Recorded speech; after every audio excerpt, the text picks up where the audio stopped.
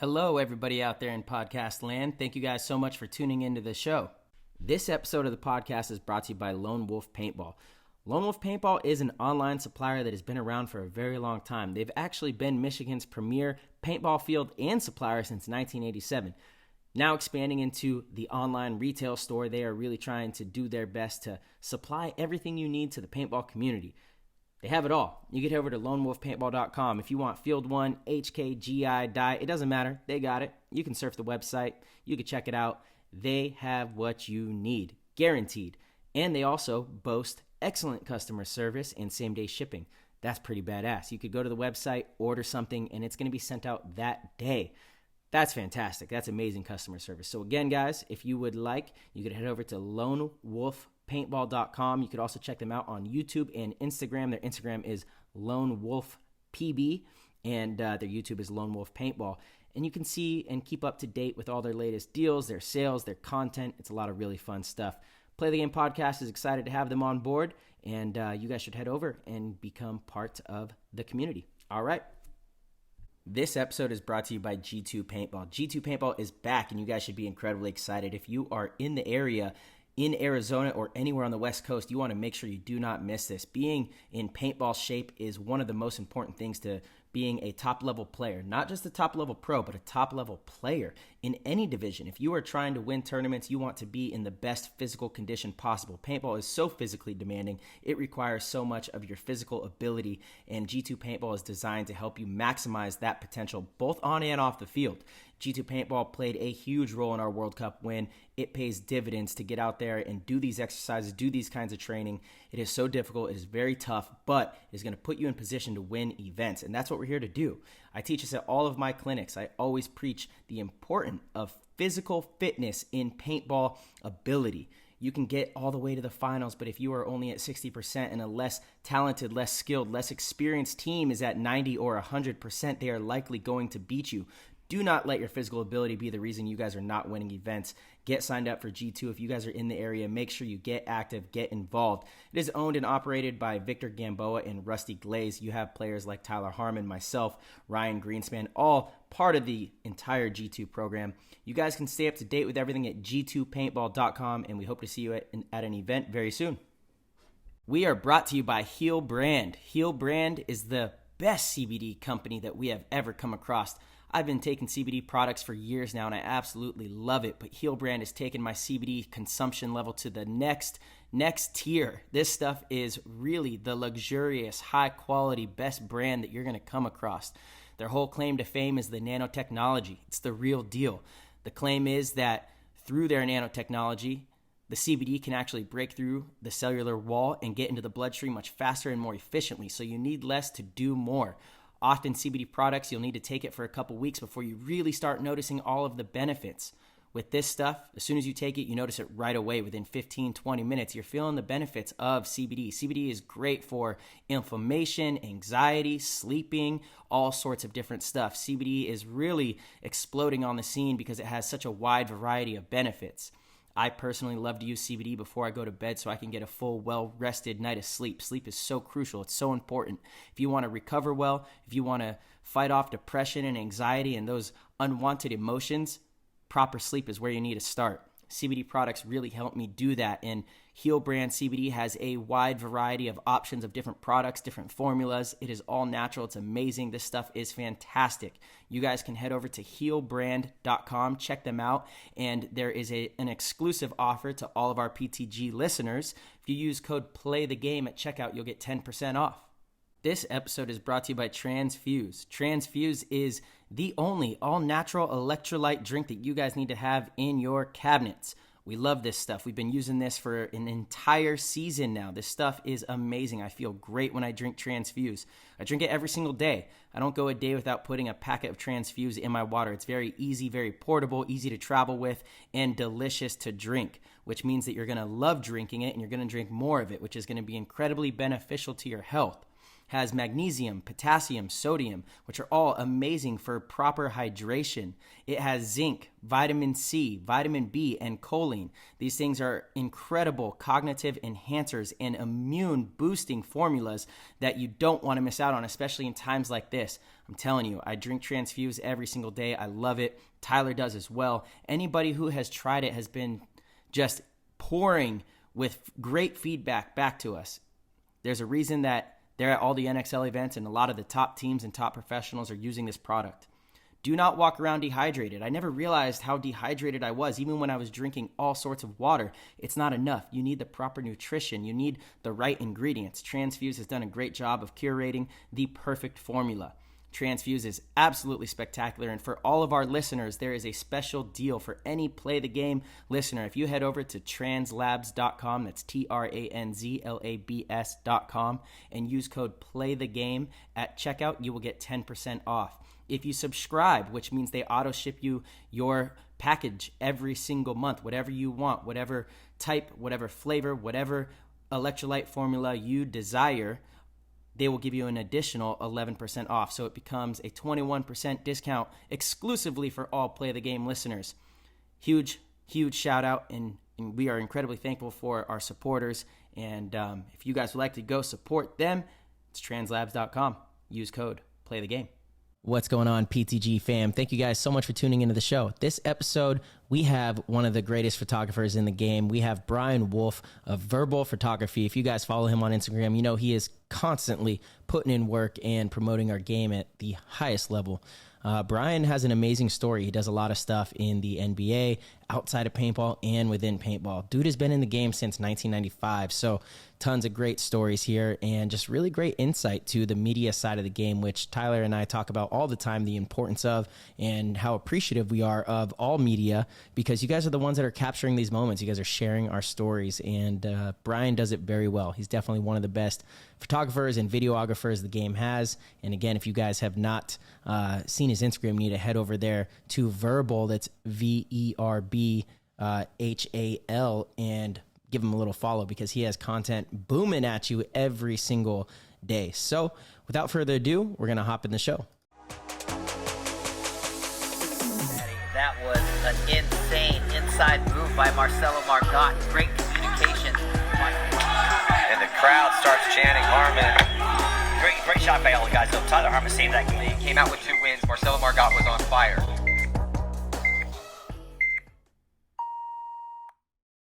He did the double play. Brian, Double dude. play. How did that even happen?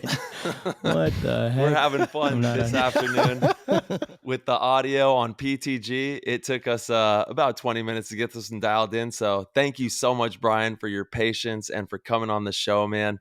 Tremendous honor to have your story databased here in PTG world, because you are definitely one of the hottest videographers, photographers, just capturing paintball and just doing amazing things in sports. So thank you so much for joining us. How you doing, bro? I'm doing great. I'm so happy to be here. Thank you guys. Yeah, man. We're stoked. Can't wait to get these stories, man. It's cool seeing you at all the tournaments doing your craft while we're doing our craft, and kind of, you know, giving each other daps and swapping the energy and like being like, all right, let's go. And you could just feel, you know, all the photographers also have their whole clique and crew. It's cool to see all you guys at all the events. And we can't wait to get, you know, all the media aspect of what it is that makes you guys tick and how you guys create such magic out there. Yeah, it's a fun thing, and I definitely feed off of your guys' energy too. You know, when you guys get all fired up, I start getting fired up. I'll give a let's go every once in a while, Hey. and just happy to be there and see everyone, you know, and hopefully make some cool stuff from each one. Oh man, you kill it. Yeah, 100%. You're definitely one, like Tyler said, one of the hottest photographers in the game. Love seeing your stuff after every event. You know, we always look forward to having your stuff out there. It was great getting to sit down and talk with you at my clinic a little bit too. You brought out some nice pickle beer. We had some good stuff out there at Paintball Fit. Well, that's part of the brand. You know, you give someone a pickle beer and they'll never forget you, right? Like branding is huge. Yeah, absolutely. Yeah. Genius. Mm-hmm. Yeah. The Your pickle branding beer. I don't think that's how I'm going to remember you though, is the pickle beer. I think it's the incredibly cool photos. You know, Tyler and I talk about this all the time. and it's because it's true. Media is so important in our game. You know, you guys are documenting the stories, the moments, the victories, the losses. You know, you guys are the ones that are getting these stories out to the public and capturing a moment in time in this sport that we love, and everything that we put into these events. You guys are the ones that allow us to reflect on them and share them with others. So it really is a crucial part of the game and the growth of paintball. And, you know, it's definitely something that doesn't go unnoticed here at PTG. Mm-hmm. Well, thank you. Yeah, I mean that's, you know, we get one shot at it. You know, you know, you're doing a photo shoot, you can redo it. It's like weddings. Weddings are pretty stressful. But this, you know, sports, you get one shot at those moments too.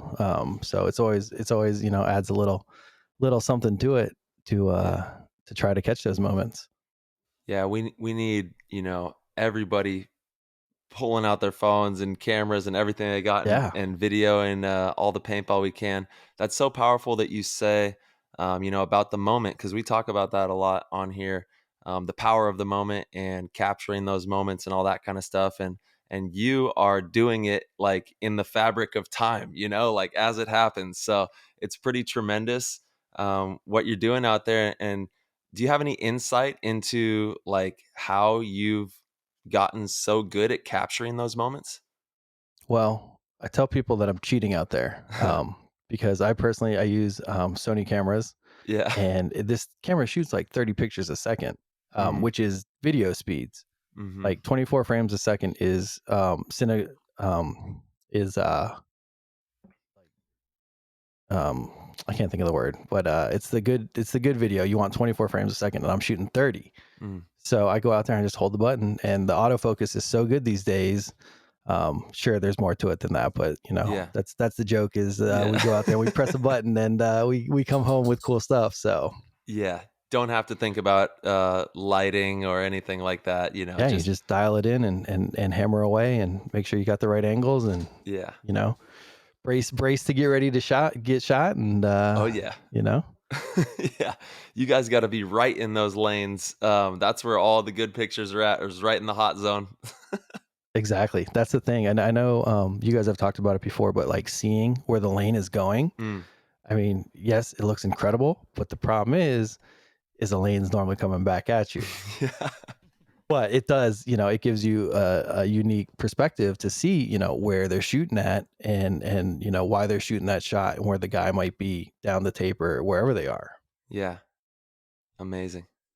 But so I thought about that. I think we might need a little bit bigger field, so I could back up a little bit. Yeah. Use the long lens, and then, you know, try to get some of that cool stuff. That's a pretty good idea, actually. Like maybe give the photographers 5 or 10 more feet that you guys can work with out there. That'd be pretty cool. They're landing at my feet, you know, that's Yeah. fine. You know, wear some Yeah. steel toe boots and take all the shots off my toes or something. Yeah, I know. I feel like some of the venues definitely do offer that. They've got the bigger sidelines, and for the players, it feels a lot more professional as well. When you walk out on the field, it just feels a little more grand, little larger. I enjoy that, and if it helps the photographers, awesome. Yeah, Yeah. sweet. Yeah, I'm always thinking of better ways we can capture it, or what different things we can do to maybe, you know, make it more easy to view. I think like one thing I was talking about recently was bunker colors. Like a white bunker like blows out our exposure, so it just doesn't look great. And then some of the other colors just look weird, like yellow bunkers. They kind of like give that yellow glow onto the player, and it just doesn't look as good. Like on the pro field, the red and blue ones, those are, you know, those are fine. No issues with those at all. But I think as a whole, you know, that's something you can get a good look at. Yeah, this is actually a big thing that I personally, and I know Marsh, we've talked about it, is, you know, the field and how we can present it in new ways moving into the future. You know, don't get me wrong, I love the colors, the blue and the red, but I also would like to see some super high end looking like bunker that is like, I don't know, maybe a little darker or something of that nature. Just a really professional, like dark colored, whether it's gray or a charcoal or like a black or something like that. It's something that would pop like that. I loved when they did the charcoal and red like tips, and the Oh, red yeah. and the blue tips. Remember looks that? tight. I thought the field looked amazing when they did that. Mm-hmm. That's what I think. I think gray bunkers, for the majority of the bunker being gray, I think that's the money shot right there. That's what we want. Yeah. Mm, Yeah. interesting. Yeah, I would love to see them experiment a little bit with that, with the bunker colors. Like I said, blue and red, let's rock, and it's great. But I think that we could have some fun and maybe also, give some other people an opportunity to get a good deal on some old fields or something, and they could freshen up with some gray or something in there for the photographers too. Do it for you guys. So I need it to be 18% gray, which Okay. is that's the color. Like if Yep. you have a gray card, you go to the gym and you can set your white balance off of a 18% gray card. That's the color Mm, that you use. So I was like, let me just set my white balance off that boom. bunker. Boom. Right, dual purpose. Just like that. Yeah. I have no clue what language you were just speaking, Yeah. but yeah, Right. sounds interesting. That was super nerd photographer. Yes. Well, dude, we have a ton of listeners that are gonna love the super nerdy photographer conversation. 100%. That was definitely something we wanted to dive Right? into. Yeah. But apparently, it's just the camera. It's just the lens. The lens, right? It's just the Sony. The lens is a huge part of it. So they say that you date the camera body and you marry the lenses. Because that's kind of what locks you into the system. Because you as a new camera body comes out, you'll buy a new camera body. Mm-hmm. But if the same lenses work, that's where the main investment is. Yeah. Yeah, my grandpa actually, he was a professional architect and photographer, and that's what he did as a living. And he lives up in Los Gatos in the Northern California, like coastal range out there. Okay. And he would take me out shooting when I was a kid. We got the dog. Is it That's Kevin or Russell? Yeah, that's Kevin. He's the barky one. Shout out to Kevin and Russell. We got the dogs in the building. That's also one of our favorite parts about the show is we get to meet everyone's dogs. Shout out to the dogs out there. Yeah. And you were saying before the show that you named them for like the OKC Thunder crew, the OG crew. So we rescued Kevin. Yesterday was actually his gotcha day, like 8 years ago. Mm-hmm. So we rescued him from a cocker rescue in Santa Barbara, and wow. his name was Kevin. And I was like, all right, I got a buddy named Kevin. You don't hear that every day for a dog. I like that a lot, so we kept that. And then Russell was actually named by my wife's little brother for Russell Westbrook. So yeah, dude, we just got him on the Lakers. I know, that's huge. That's crazy. The Lakers have done some big things. Mm-hmm. Mm-hmm. This was a good offseason for us. I've wanted Russell on the Lakers for a long, long time. So very excited for he's that. wanted to be there for a long, long time, being from there and everything. So, but like you, I'm a huge basketball fan. Oh yeah. Oh, we can't wait to talk about that too, because you've been able to shoot some games and stuff, quite a few actually. And all I was saying with shooting with my grandpa was just the importance. He taught me kind of young about the lenses, like you said. And I had like this old Nikon that would take like OG film, and I would go get it developed. And it was like a really nostalgic thing that we would go do. I would go and capture like lichen. It's like a fungus that grows on rocks, and it's really colorful and beautiful. And we would go up into the Sierra Nevadas and like shoot different lichen, like fungus, and it was really cool, super bright, almost like kind of trippy colors and schemes with all this nature, and it was really good times. Loved it. I love it. Yeah. I love it. So talk to me about where exactly are you stationed at? What's your hub center? So right now I'm living just outside of Dallas, Texas. And Awesome. but I grew up in Washington, D.C. So living here, growing up there, I grew up now Washington football team fan. Yeah. And now I'm in Cowboys country. So, that's, never easy, but, we make it happen. Yeah. But yeah, it's pretty great out here. I enjoy it quite a bit. Back-to-back Dallas shows. We just had Meter, who was on the show, and he's repping Dallas. Texas is booming. Yeah, it is. It's on it the really up and is. up, for sure. It really is. Except for the Cowboys. Yeah. Except for the Cowboys. The Had to Mavs get are that in cool. there. The Mavs are great. cool. Rockets are okay. Not a big fan. Never really been a big fan of the Rockets. Agreed. Mhm. Agreed. Yeah. Okay. There we go. Yeah. Yeah. I mean, like I said, that's the biggest one is the Cowboys. I don't, I fight those guys. But Oh yeah. Mavs, Stars, Rangers, all those teams. I enjoy those teams out here. Mhm. So yeah. Can we kind of dig into you? We see photos of you like capturing moments at the Dallas games, the pro basketball games. So how did you get into that? All right. So this whole thing, it's kind of the journey. Yeah. So I started taking photos in like 2015. Um, and I was live streaming on Twitch at the time. And I was always like, well, how do I get better quality? How do I get better quality? I know you guys can relate with that as Mhm. as you guys keep finding new things. You're like, oh, let's try this out. So I was like, all right, these webcams are all right, but how do I make it look good? And I was like, okay. So then I bought a Canon DSLR and a lens for it, and I hooked that up. And this was like 2015, I think. Yeah. And so I had it. I had this camera, and so the quality looked great. And then I was like, well, let me take a picture of Kevin, and I was like, that's a good photo, right? I was like, this is pretty cool. I was like, all right, I like this. So, and then my brother-in-law was like in third grade at the time, just starting basketball, So I was like, all right, let's see how we can, let's see if we can get some good shots of him.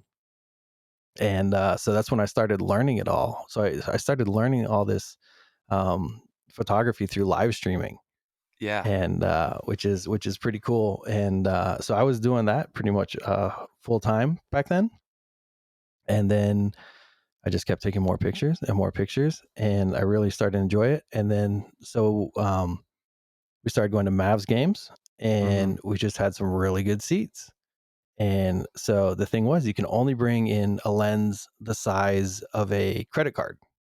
Ah. So I was like, okay, so what's the best lens I can get in that range?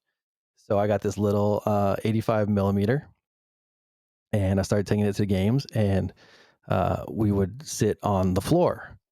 So when you're sitting on the floor, Oh, it's kind that's of easy the for that. excitement. Yeah. Yeah. Yeah. Well, if you ever sit on the floor at an NBA game, it totally ruins sitting anywhere else for you. That's the first thing. Like it's so much fun. You can hear everything they're saying. Yeah. They talk so much smack. Mhm. Like they put Harris Hussein to shame. But so I started, messing with that, and then I got some buddies in it, and we got some media passes and such, and started to get into more of those. And that, ultimately, I would love to work for the Dallas Mavericks.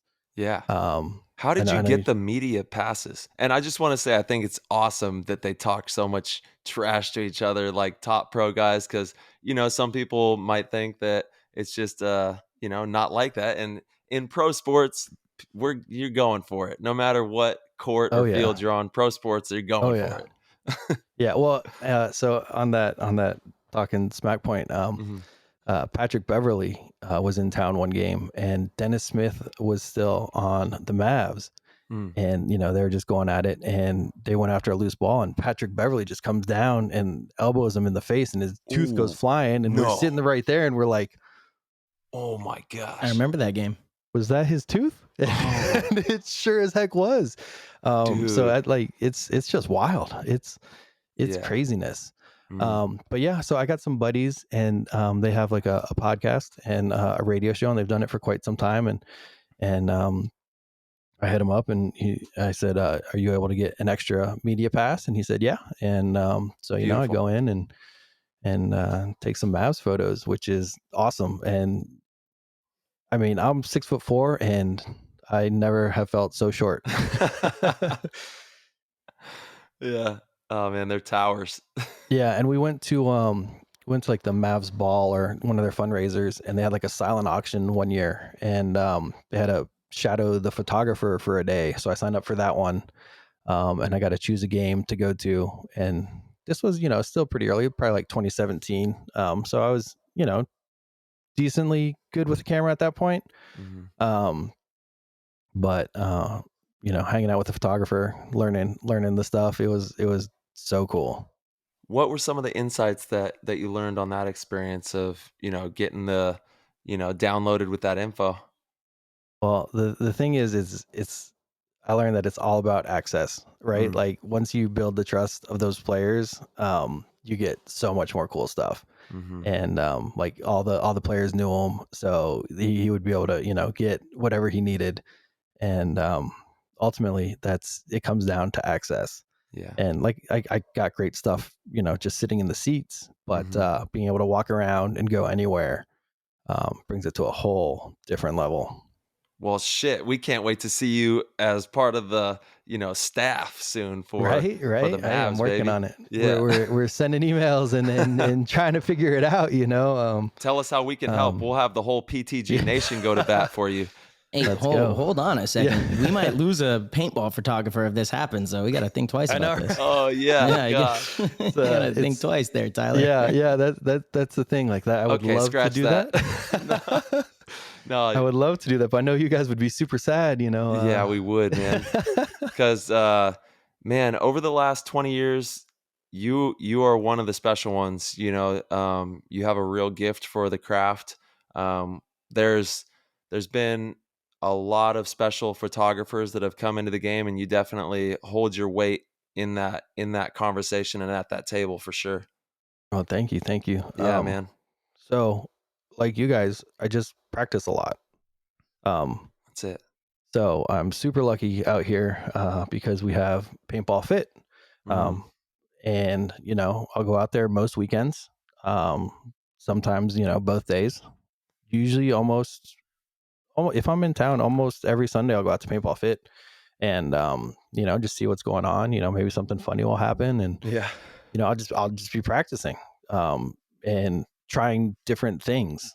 Mm-hmm. So I'll be like, all right, well, how can I try this? Or let me, like, recently I tried some very high shutter speed stuff. So I was going out and taking photos at 1/32,000th of a second, which is Sheesh.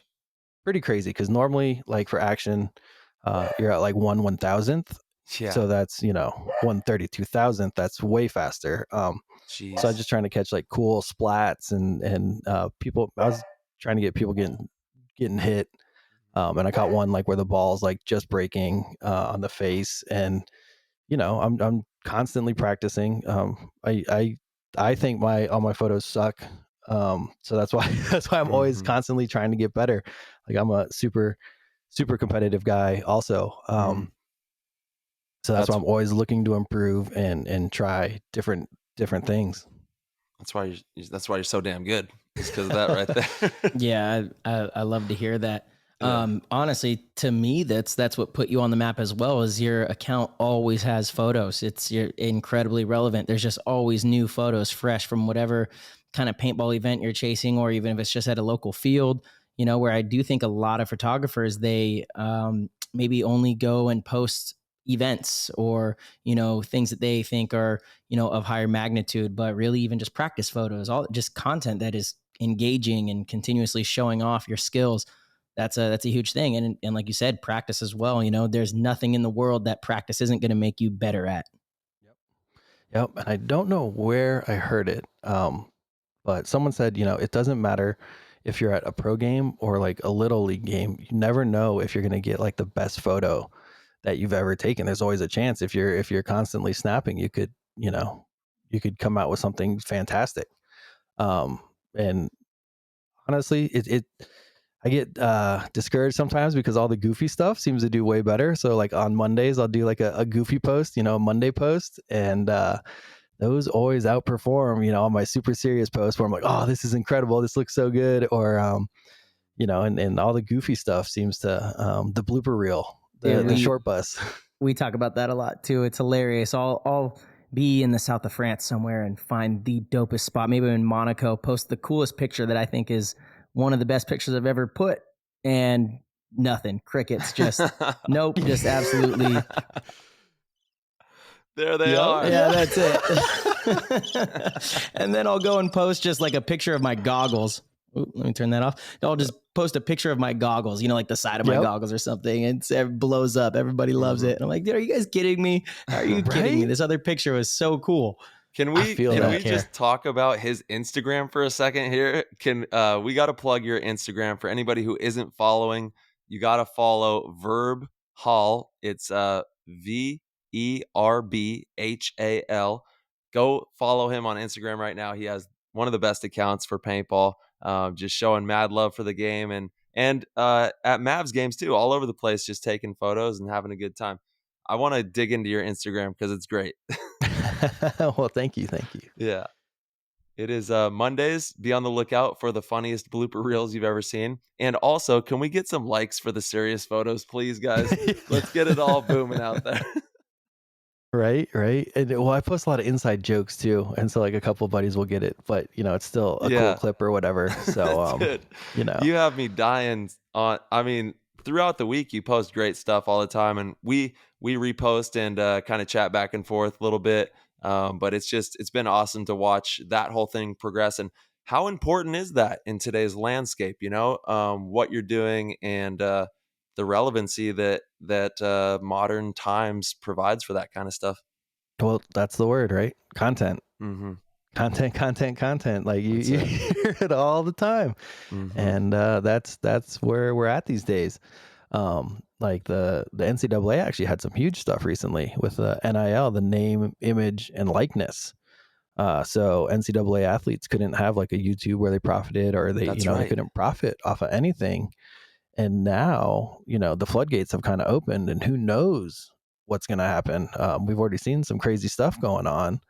But I mean, that's great for someone like me because I can go to the gym and make basketball videos or stuff like that. But content is king right now, and everyone's looking for it.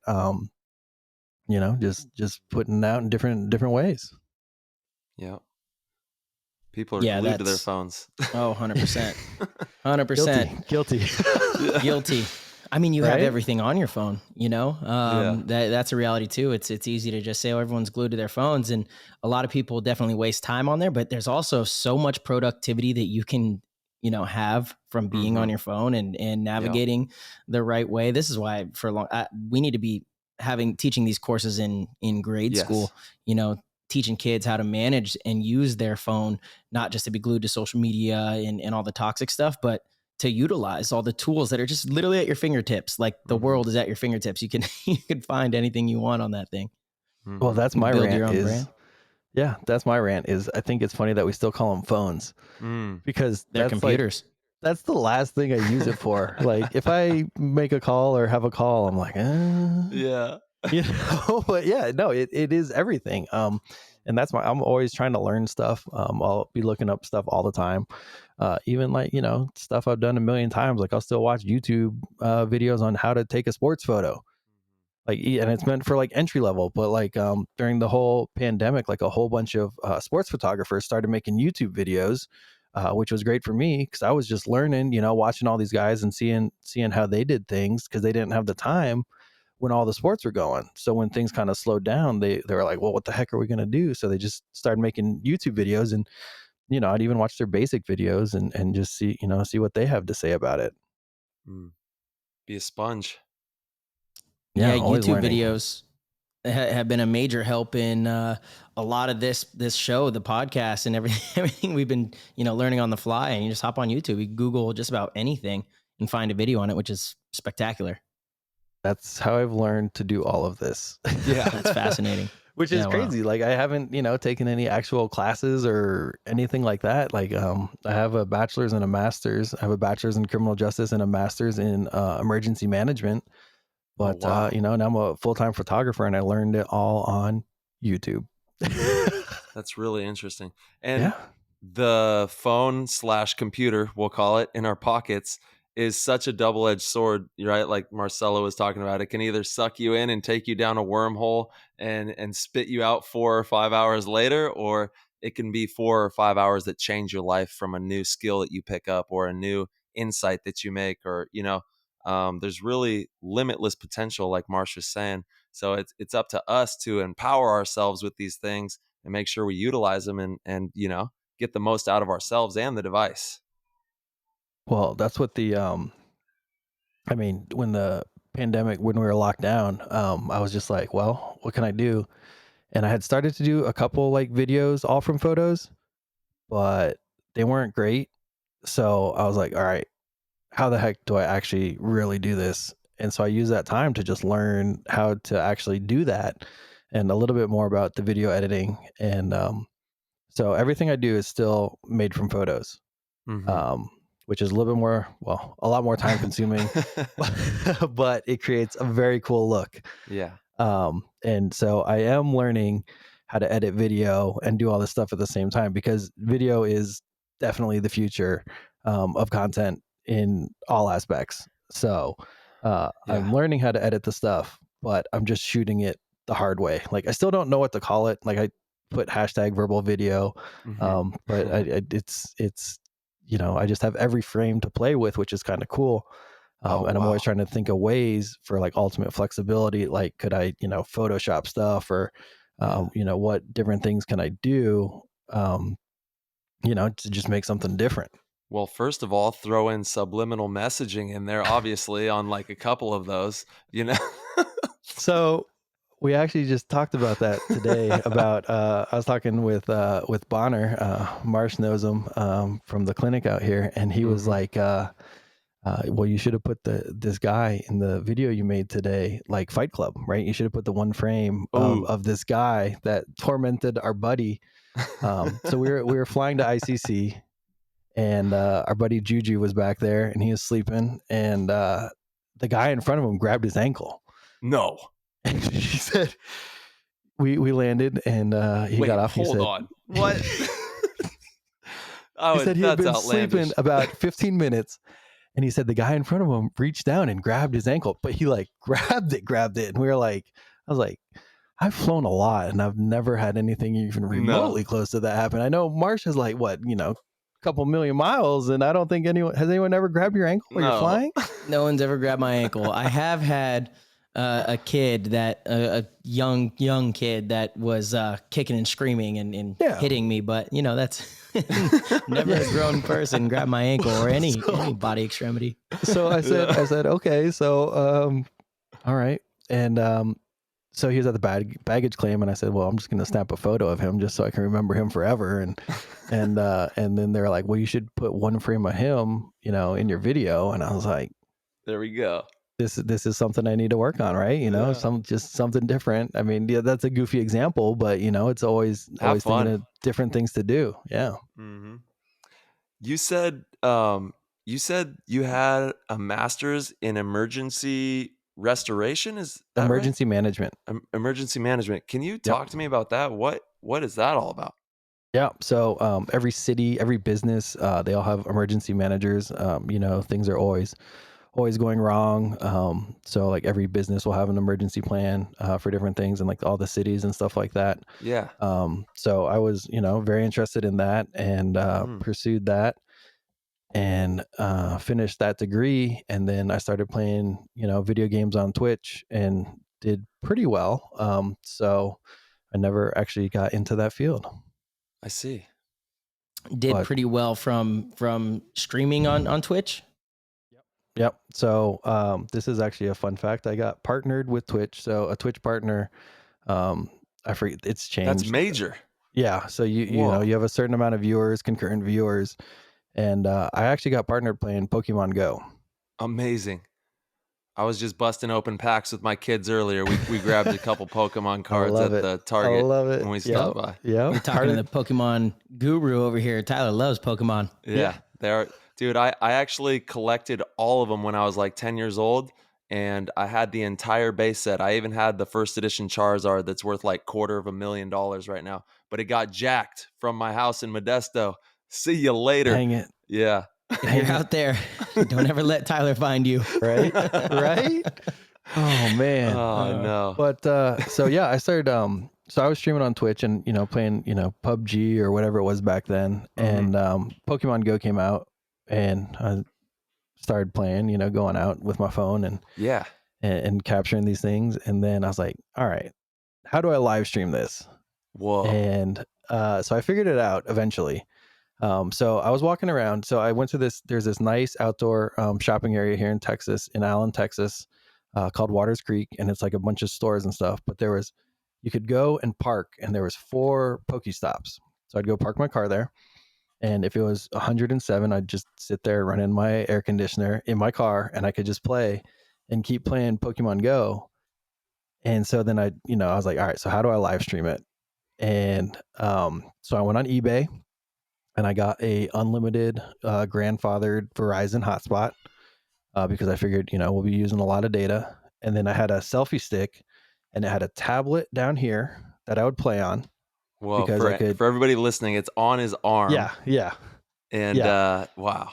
So I'd have a tablet, so it was bigger, so I could play, and I didn't have to look as closely. Like I could throw the balls and catch the Pokemon. So that would I would connect that to my computer remotely through another phone, and now this was a huge headache. I tell you what, like things would drop all the time. So that would be mirrored to my computer, the gameplay, and then I had another phone up top here.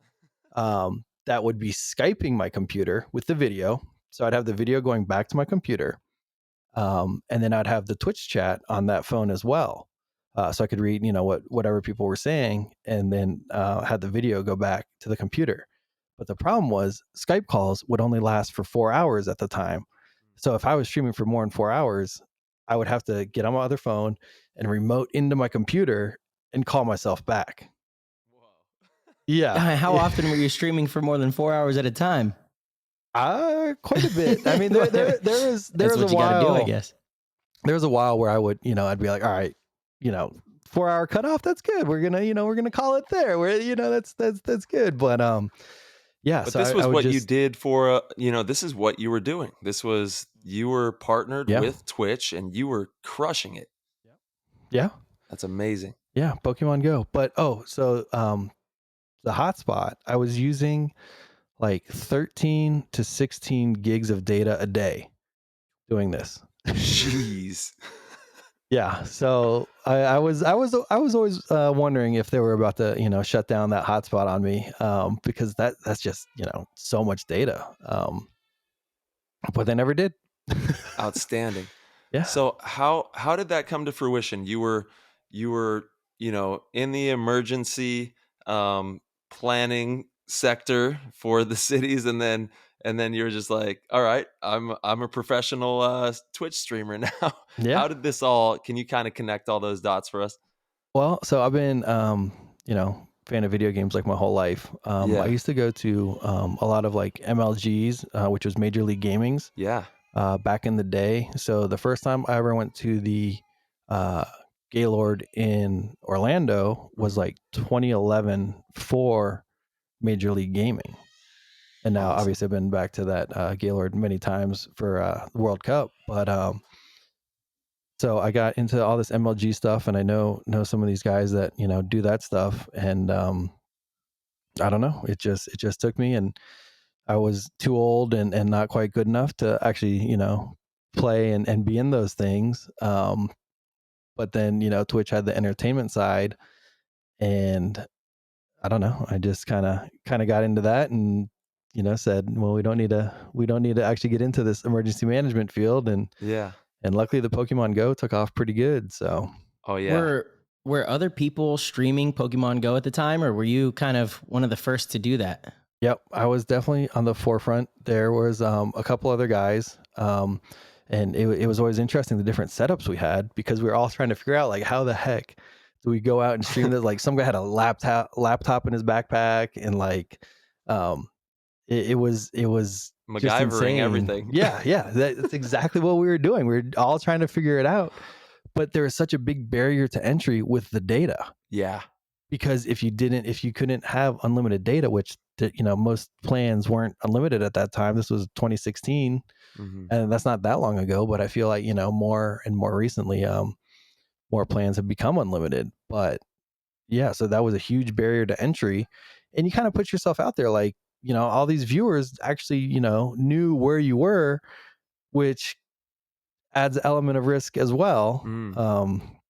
Luckily, I never had any incidents, but I had a friend, he used to stream at Santa Monica Pier, and one of the locals, just ran up and punched him in the face one day. Oh my gosh. Yeah. That's terrible. Oh man. Yeah, just crazy stuff. Yeah. So Yeah, What's the wildest Pokemon Go adventure madness you've ever been on, or like some of the wilder stories of doing that? I don't know. I don't. It was pretty chill for me. They had a Pokemon Go Fest. I think the next year, in Chicago in 2017, and I went out to that, and they didn't account for all the people that would be there, so there was no cell signal for anyone.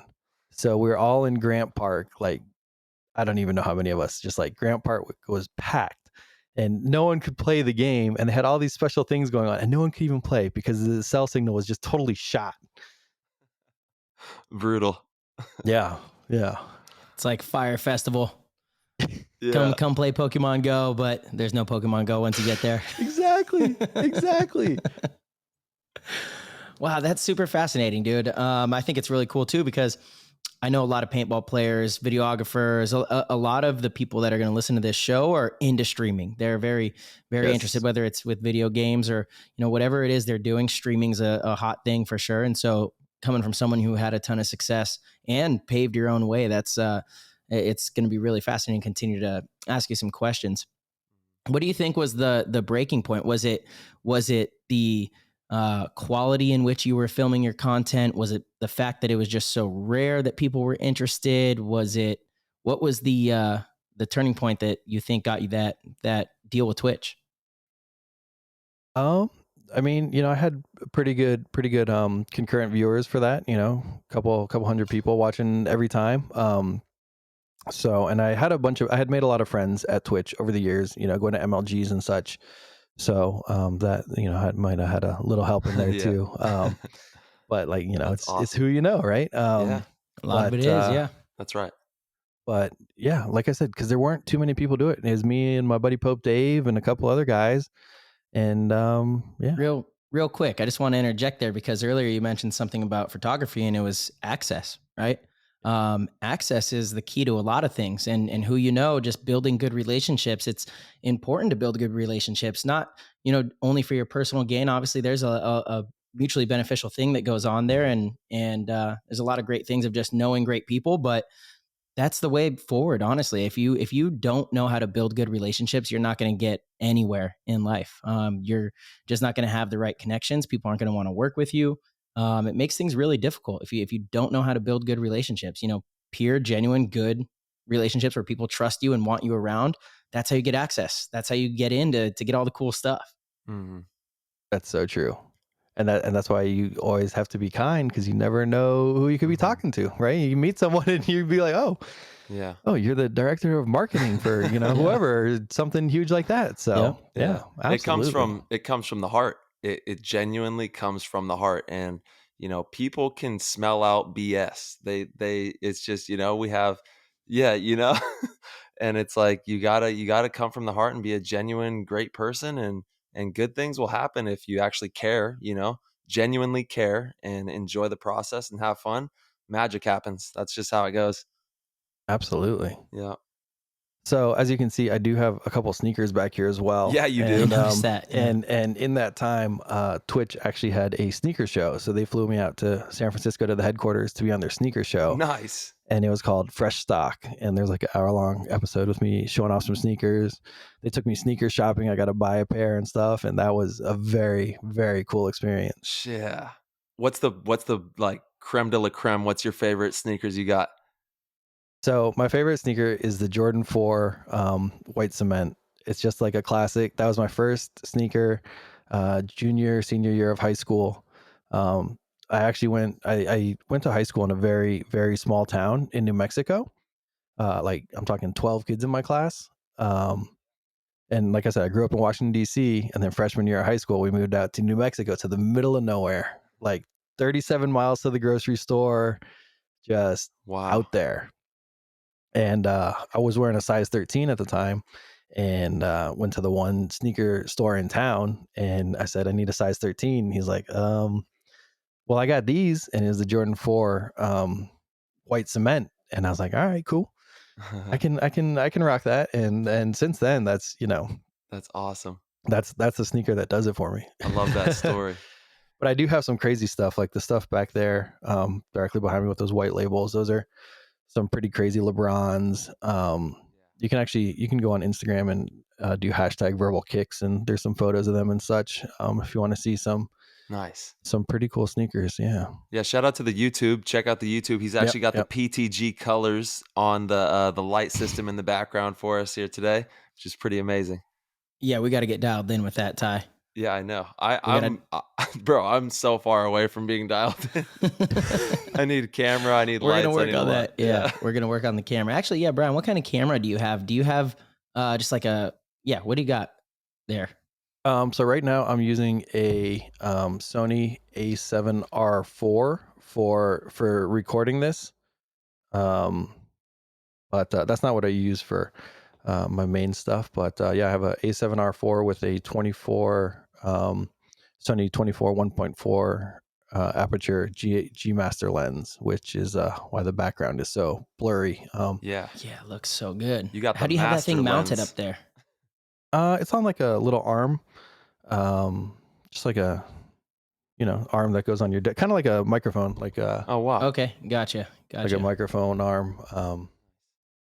But I'm always trying to figure out. I don't know. I have so many monitors. I'll have to put up a thing so people can see this setup, because I have 4 monitors on my desk right now, and it's kind of all over the place. Yeah, be sure to tag Play the Game podcast and some stuff, and we'll post it, just your setup and everything. We always like to get like the nice inside scoop for all of our Discord members and everybody tuning in. If anybody out there was watching him when he was doing his Pokemon Twitch streams or anything like that, be sure to let us know in the Discord or on the Instagram or anything like that. That's pretty amazing stuff. Before we get off the Twitch subject, is there just any advice that you could give to up and coming streamers? I know it's ever changing. The whole landscape is constantly progressing. So just advice for that whole paradigm for people who are looking to get into that. Yeah, it's so these days it's, everyone wants to be a huge streamer, but you can't start there. You have to have a passion for it, and you have to enjoy doing it. And there can be a lot of frustrations on the technical side. I had mentioned this earlier. I was trying to set up 2 computers with audio, and I have never had such a headache in my life. I just couldn't figure it out, and it drove me insane. I think I finally eventually gave up on that at one point, but now that's like a pretty common thing, is having 2 computers to stream. But don't look to make money from it to start. Like, just do it because you love it. I mean, that goes to a lot of things. That's right. But especially streaming video games, because number one, you're playing video games, which is awesome, right? So have fun, and then just enjoy it and kick back with your friends and be genuine and be funny, and I don't know, that's what I have. So yeah, that's it right there. Be genuine and be funny, 100%. Those are the personalities that take off, or the personalities that are truly themselves. I feel like Tyler said, you can smell and sniff out the BS. And so when people are just genuine, it's way more relatable. You enjoy watching that because you relate to it. There's not a front, that's kind of like myself sometimes, he's vulnerable or she's vulnerable. That's definitely the way to be. Mm-hmm. Or be very, very good. Very good. Yeah, right. That's the other option is you could be just smoking everybody in the game. But yeah. Uh-huh. There you go. Yeah, everybody wants to watch the champs. Michael Jordan of gaming out there. Who is the Michael Jordan of gaming? That's a good question. There's probably a couple of them, huh? It can only be one. One I would go to would probably be Faker. He was a League of Legends player, and Korean guy, just incredible, just amazing. So good. Just winning them year after year. I actually went, I forget the year, but it was season 3 of League of Legends. I went to LA. I went to Staples Center for the League of Legends World Championships, and it was packed. Like, the whole Staples Center was sold out for League of Legends, and this was still, pretty early in the esports thing. And Faker was there, and he won it, and it was just absolutely insane. Bonkers. It was so cool. Yeah. Who would have thought, selling out Staples Center for a video game event? I love that so much. These stadiums completely sell out. Video gaming is huge, massive, huge. massive, Right? massive. And there's not one focal point often in a lot of these video games, right? So that's another thing, we've talked about on the show. I mean, it's a lame excuse for paintball, that there's not one focal point. I'm not buying that. I'm not buying that one bit. Right? Yeah. I'm with you. I'm with Yeah. you. Because you think about League of Legends, like, I don't play it that much. I played it enough to understand it, but you buy items. There's 200 different characters or something like that. That's how I want paintball to be. That's how I want paintball to be. I want to be able to roll in, like have it be a big map. I roll in, pick up whatever markers I want or whatever grenades, and then I just go running around. Like let me play some paintball like that. Yeah. The scenario games, dude. I know, but like with the best top pro players in the world playing that, like doing something like that with the top dogs, everyone, the sickest, baddest paintball players running around on a big, like old Western map with grenades and handguns and paintball guns and just madness. That's what I need. That would be so cool. Yeah. Well, because the gamers all want to play paintball.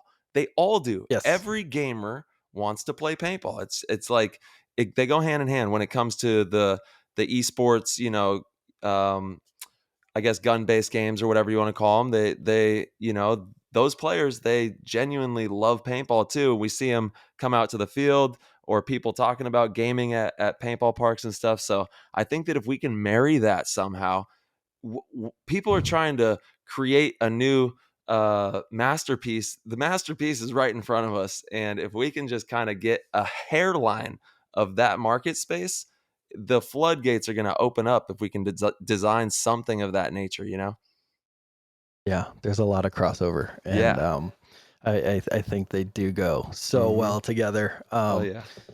We have one buddy, Hitch, and he's gotten very into paintball. He's a pretty big streamer, and and like he wore a Dynasty jersey on stream the other day.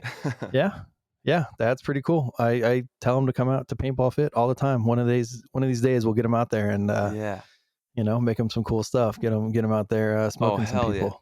Well, HK will make him whatever he wants. Just send him out. Yeah, absolutely, right.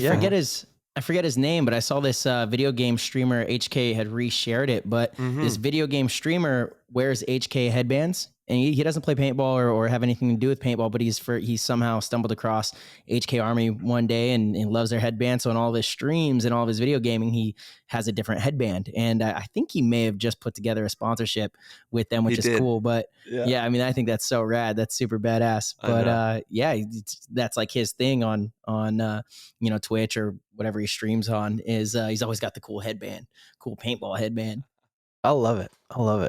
But this is, when you look at the streaming service, and I think about how we have paintball and we have Go Sports and such, and I always wonder, like, what if we gave it a shot on that? Because if you're partnered, you can have ads. You can play ads on there, and then people can subscribe. And maybe, I don't know, maybe that's an option. They have. Go Sports has partnered with Twitch and put certain games from events on there. And I'm pretty sure the response was really good. I don't know why it stopped or if maybe they even possibly still do it. I'm not sure. I don't think they've done it in a season or so, but I know that they did explore that and the response was good. Okay. Because that's one thing I see is sometimes you want everything concentrated in one area, but you'll see things pop up on like Facebook and YouTube and Twitch, and you don't even know where to go to see it. So I think sometimes, you just want to concentrate and focus on that one area, maybe give it a shot. Mm-hmm. Yeah, that's amazing. It is such a cool world. It's great. Mm-hmm. Yeah, I'm with you. I think between Twitch and YouTube and even Facebook live type stuff, we can be doing a lot more to get our competitions out there, get, the high end of paintball out there to the public. Speaking of that, though, you started to mention it a little bit earlier. Do you have any ideas of how to film or capture what it is we do that you think we should be implementing? I don't know. I think I try to think of different ways all the time. I was just thinking recently that I would like to have a trench along the side of the field so I could be super low and just like set my camera on the side. This was just like a random thought. I think I had this thought today and I was like, if I just had a trench a baseball. You know, in baseball they have the photo wells. This would obviously require more of a permanent kind of field, but and it would obviously be a hazard too. You need some kind of bar or something to stop you guys from falling in there or something. But I was just like, that'd be cool because, you know, getting low angles is so important. When you get low, it makes people look more heroic. It just makes them look larger than life. So you always want to get like super low. And I was like, well, how can I make that easier? Because, you know, my knees are out there just popping like crazy, getting up and down, all that, you know. Because I'll go shoot the breakout, and then it's like, all right, well, they're shooting this snake corner, so I got to get the heck out of here before I just get absolutely obliterated. But I try to think of different ways that would help the filming of paintball all the time, and I haven't, you know. I know at Bunker Fest they had some like stationary cameras, and I've talked about this with Matt Engels, who's the head of NXL Media, and he was talking about having like cameras you can control with like a remote, and so one guy can control like 4 cameras. So this just gives a, you know, like a broader perspective, and you still want, you know, a guy running around with a camera on the ground too, getting blasted. You guys get shot way more than the players. Dude. Yeah. We need a mini map though. That I don't know how we would implement that, but that is the biggest thing. Like I think that would help a lot. Just, you know, knowing the overall situation, and then I know you guys talk about like telestrators and stuff to show like, all right, he was shooting this lane. I know Mars talks about not having split deck, so you could do this stuff. Which is huge, and I totally agree. Dude, Verb, thanks for tuning in, bro. You listen. I love this, man. I listen all the time. Yeah, absolutely. Amazing. Love that. But I mean, I agree with a lot of these ideas. Like they're good ideas. But I don't know. I was thinking, you know, like we have the Astra event this weekend out at Paintball Fit, which it will be something different that Meter's putting together. And I was thinking, you know, I need one of those like cherry pickers or whatever, so I can just be up, you know, just standing up there and just shooting down on the field and seeing what kind of cool stuff I can get. I mean, you know, kind of be my own drone. Sure, I could have a drone, and I just haven't got real good at flying that yet. Yeah, those are crazy. It's definitely a science. But I would like to be up there, you know, with a super long lens, just kind of seeing well, the you drone know what you can get. The drone can't do what you would be able to do up there, you know? Yes. And actually, I vividly remember when I was a kid, like in the early 2000s, playing pro events, and people would have those out there, the like cherry pickers or the crane lift, and we had photographers up doing that back in the day, which is interesting. Well, even when Marsh was here for his clinic, I was up in the crow's nest, just sitting up there with him, and there's a crazy little interchange in the snake, and I just shot it through the net anyways. I was like, you know, we'll shoot this and see how it turns out, and it came out pretty decent, like decent enough where I posted it. But I was like, I need a photo hole like in hockey, right? Like I need a little thing that lifts up the net, and I stick my lens through, and then have it like secure around, so I can just be up there, just, you know, getting all the crazy action, kind of give it a different perspective. Yeah, there's so many amazing angles that you could get.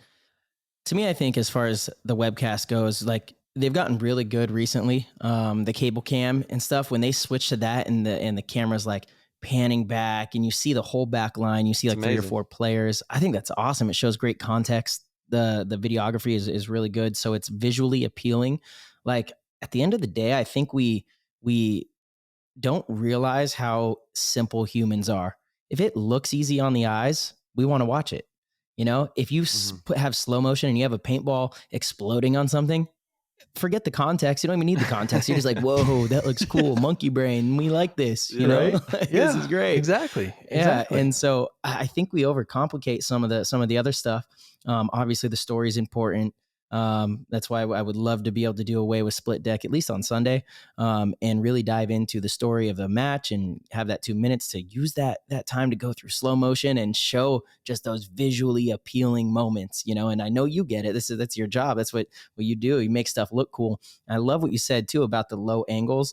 I actually had a full conversation with Ali from Angle Gang Productions. Shout out to Oh him. yeah. Oh yeah. Great guy. He amazing dude, and does a phenomenal job with that. And that's something that I said a long time ago when he first came to an event. I was like, dude, I love all of the angles that you do, all the low angles, because it does exactly that. It makes these players look like superheroes almost, looks really cool. So yeah, I'm really fascinated with the visualization of all this stuff.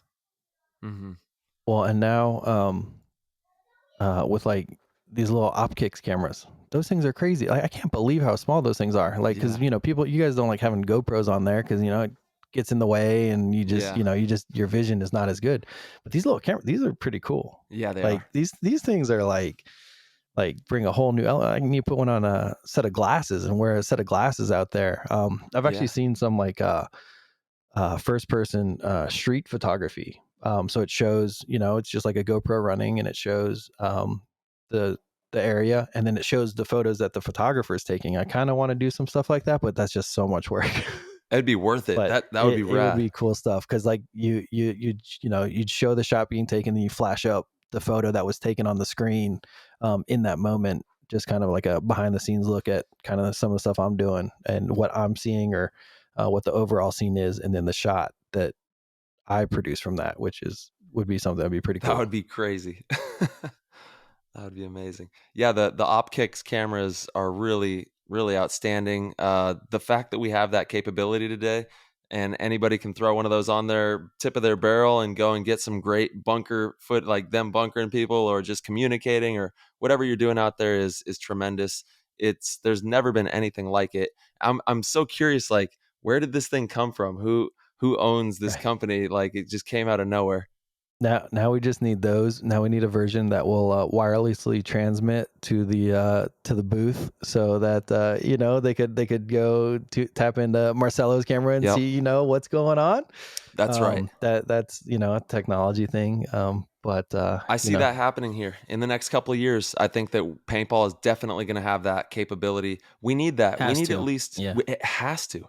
The most important component of paintball is the communication and the teamwork in the 5 versus 5 format that we play traditionally here. So the fact that we don't have any insight on that during a broadcast that we're doing, we're missing the bulk of the game there. And if you just have one player or two players, you don't need everybody. You just, like the quarterback in NFL, he's got the mic. He's the one that's the focal point. So you put it on one or two players, and typically those are going to be like, maybe put one on your front guy and then one on, your 2 or your 3. So you get the best of both worlds. But we definitely got to have that kind of stuff coming into play for sure.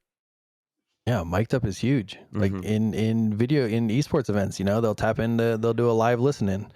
They'll see what the guys are, see what the guys are talking about in certain situations. And I don't know. I love that stuff. I think, you see NFL has it, NBA has it. I'm a big fan of the mic'd up. It adds a whole new element in seeing what these guys are actually trying to do. It's part of what makes you a fan of these players. And without fans, people aren't interested in watching games.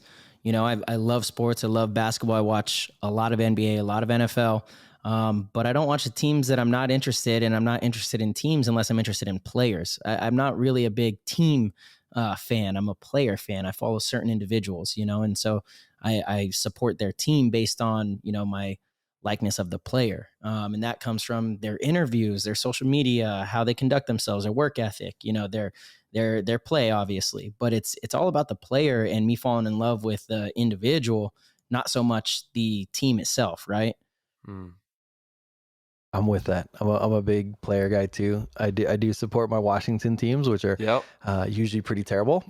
So that's maybe why I've gotten into supporting players and their stories. Like I know a ton of people aren't a huge LeBron fan, but I'm a huge LeBron fan because I remember I was a senior in high school and he was a sophomore in high school, and we saw this kid on ESPN, and I was like, whoa, that's just insane. This was 2001 or whatever. And I was just like, oh my gosh, this kid is a sophomore in high school and he is on ESPN and I was just so curious about the Breaking story. records. Yeah, I was just so curious. I was like, what do you think he can do what they say he's going to do? And I mean, he did, right? Like he did it. And I was just like, holy cow. So I've been a big fan of wherever he goes, and a lot of controversy on the different, ways he's done it and where he's gone and Yeah. all the things he does, but I'm fascinated by it.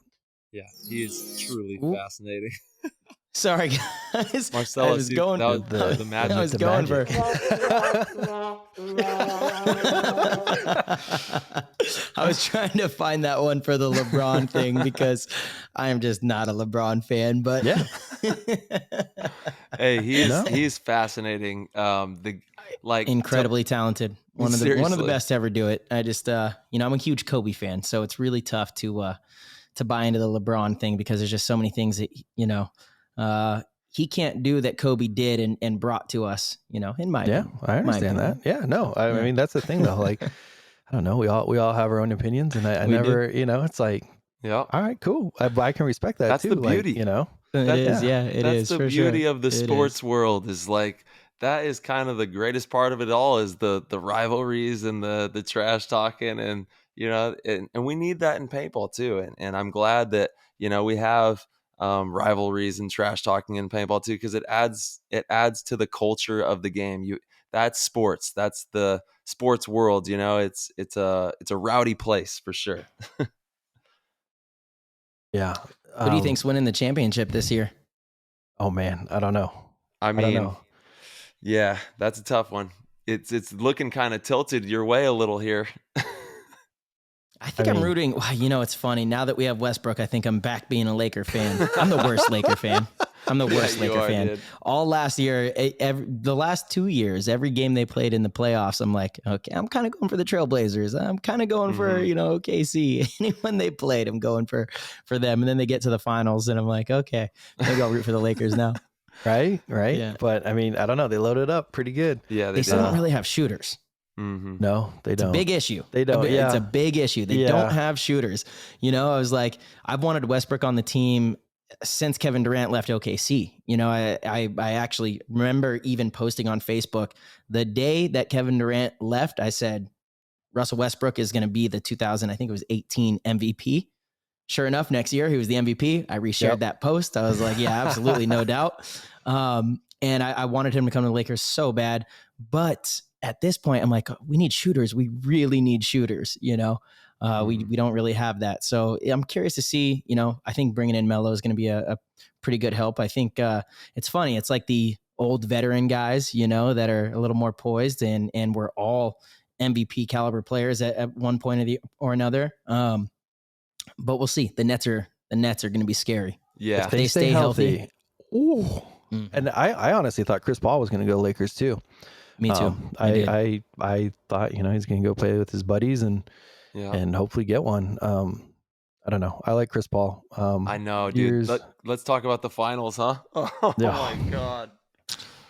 Oh, that was brutal to watch. And I'm out in AZ. I was like, "Come on, AZ, let's get a dub for the old boy." And oh man, they got straight highway robbery on that.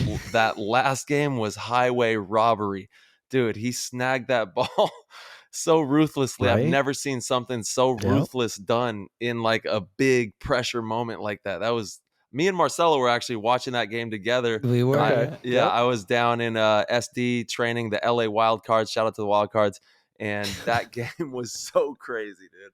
I couldn't believe it. Giannis just really stepped up. My goodness, what a beast! And see, those are the games and the moments that make me fall in love with athletes. And LeBron, in my opinion, has only succeeded and not succeeded. That's not the right way to put it. But I guess when in his eyes he says that he's the best ever, right? And that's what he's compared to. So that's where I'm coming from when I say something like this. But he's only done that really one season. It's the 15-16 season. His stats, his numbers, the way he played you couldn't argue against how phenomenal he played. But more times than not, he lets his team down in those situations, right? And my point is that Giannis, for me, to step up so big in the biggest moments under the brightest lights, those are the moments that make me fall in love with players. That's why I was such a huge Kobe fan.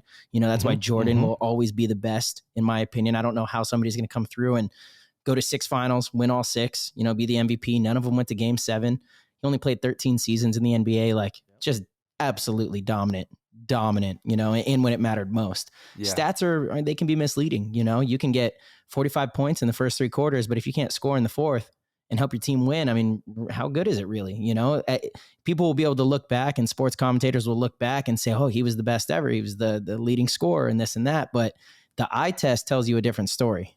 Mm-hmm.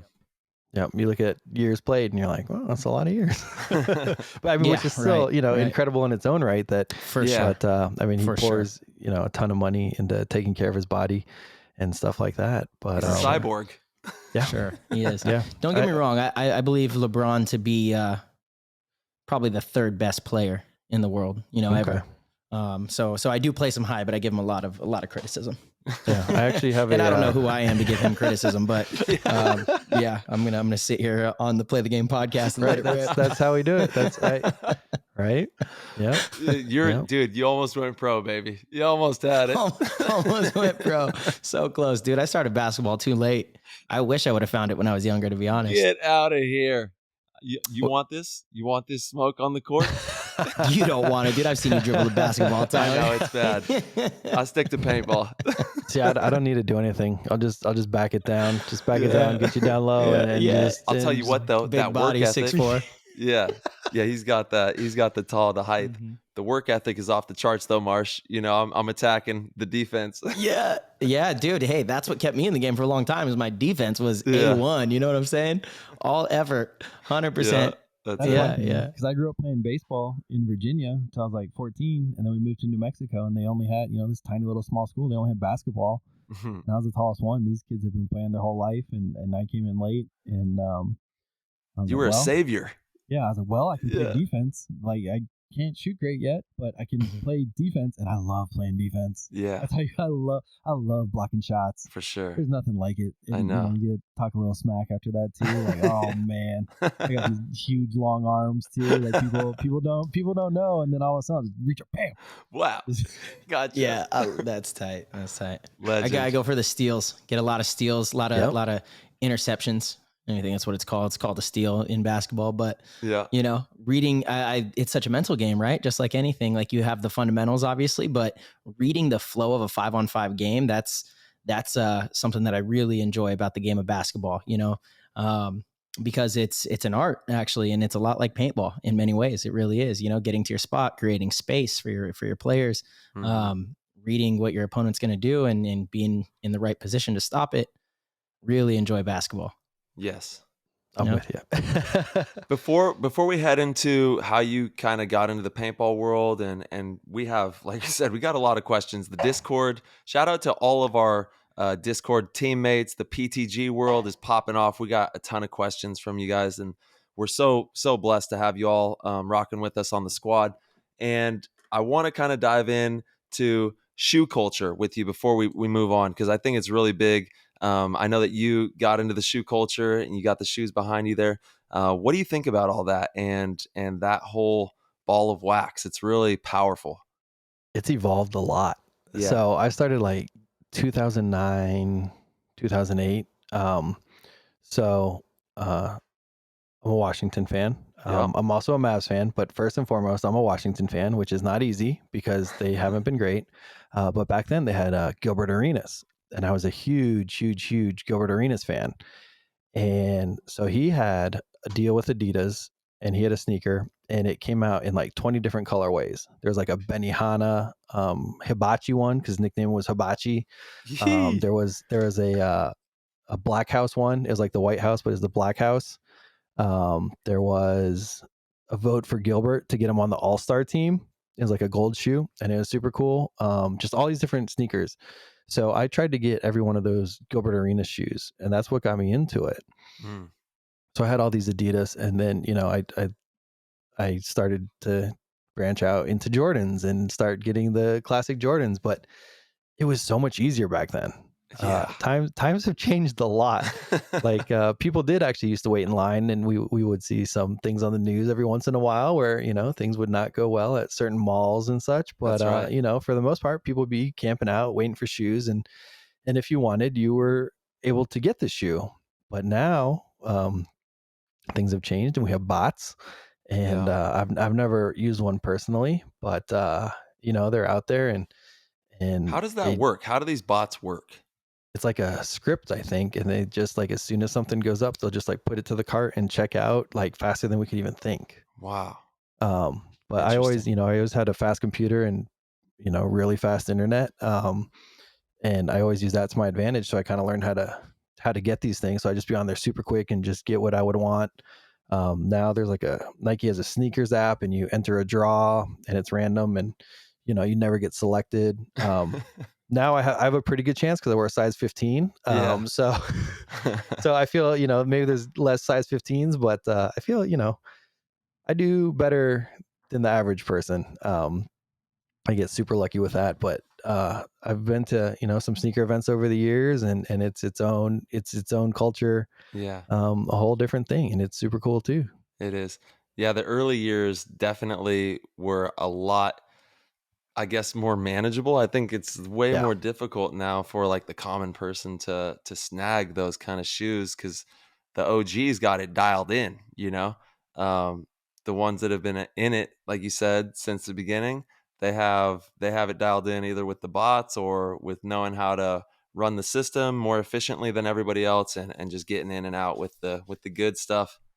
yeah. I've slowed down a lot. I have a pretty big collection, but Hmm. these days it's just so hard. You're Yeah. just like, all right, well, I don't stand a chance. But Yeah. yeah, like I said, fast internet, fast computer. Yeah. That's if you relate like something like a hormesis to that, Yeah. that's done me pretty well.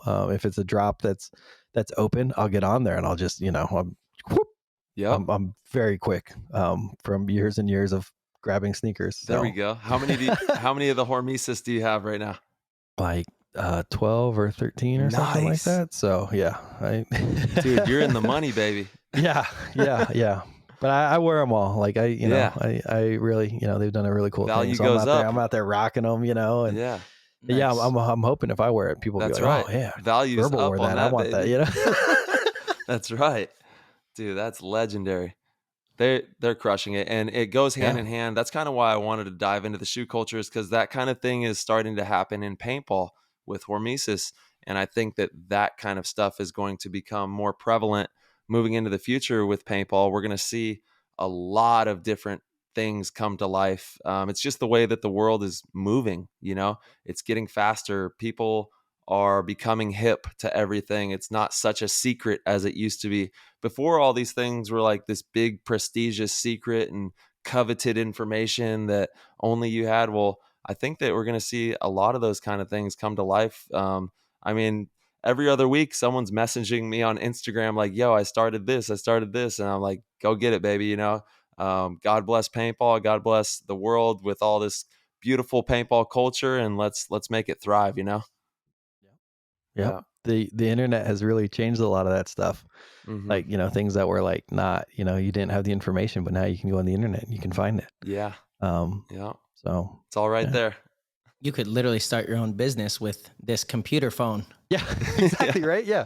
I mean, we can't call it pocket computer because PC is personal computer. So we can't call it a PC. Phone computer. Yeah. But yeah, phone computer. It's There a we phone go. computer. Yep. There's a great name Yep. that we're going to come up with for this Yeah. thing. We haven't figured it I know, out yet. just keep it in the back of your mind. Yeah. Think about what is this is thing this that thing? we carry that is It's a just pocket pad.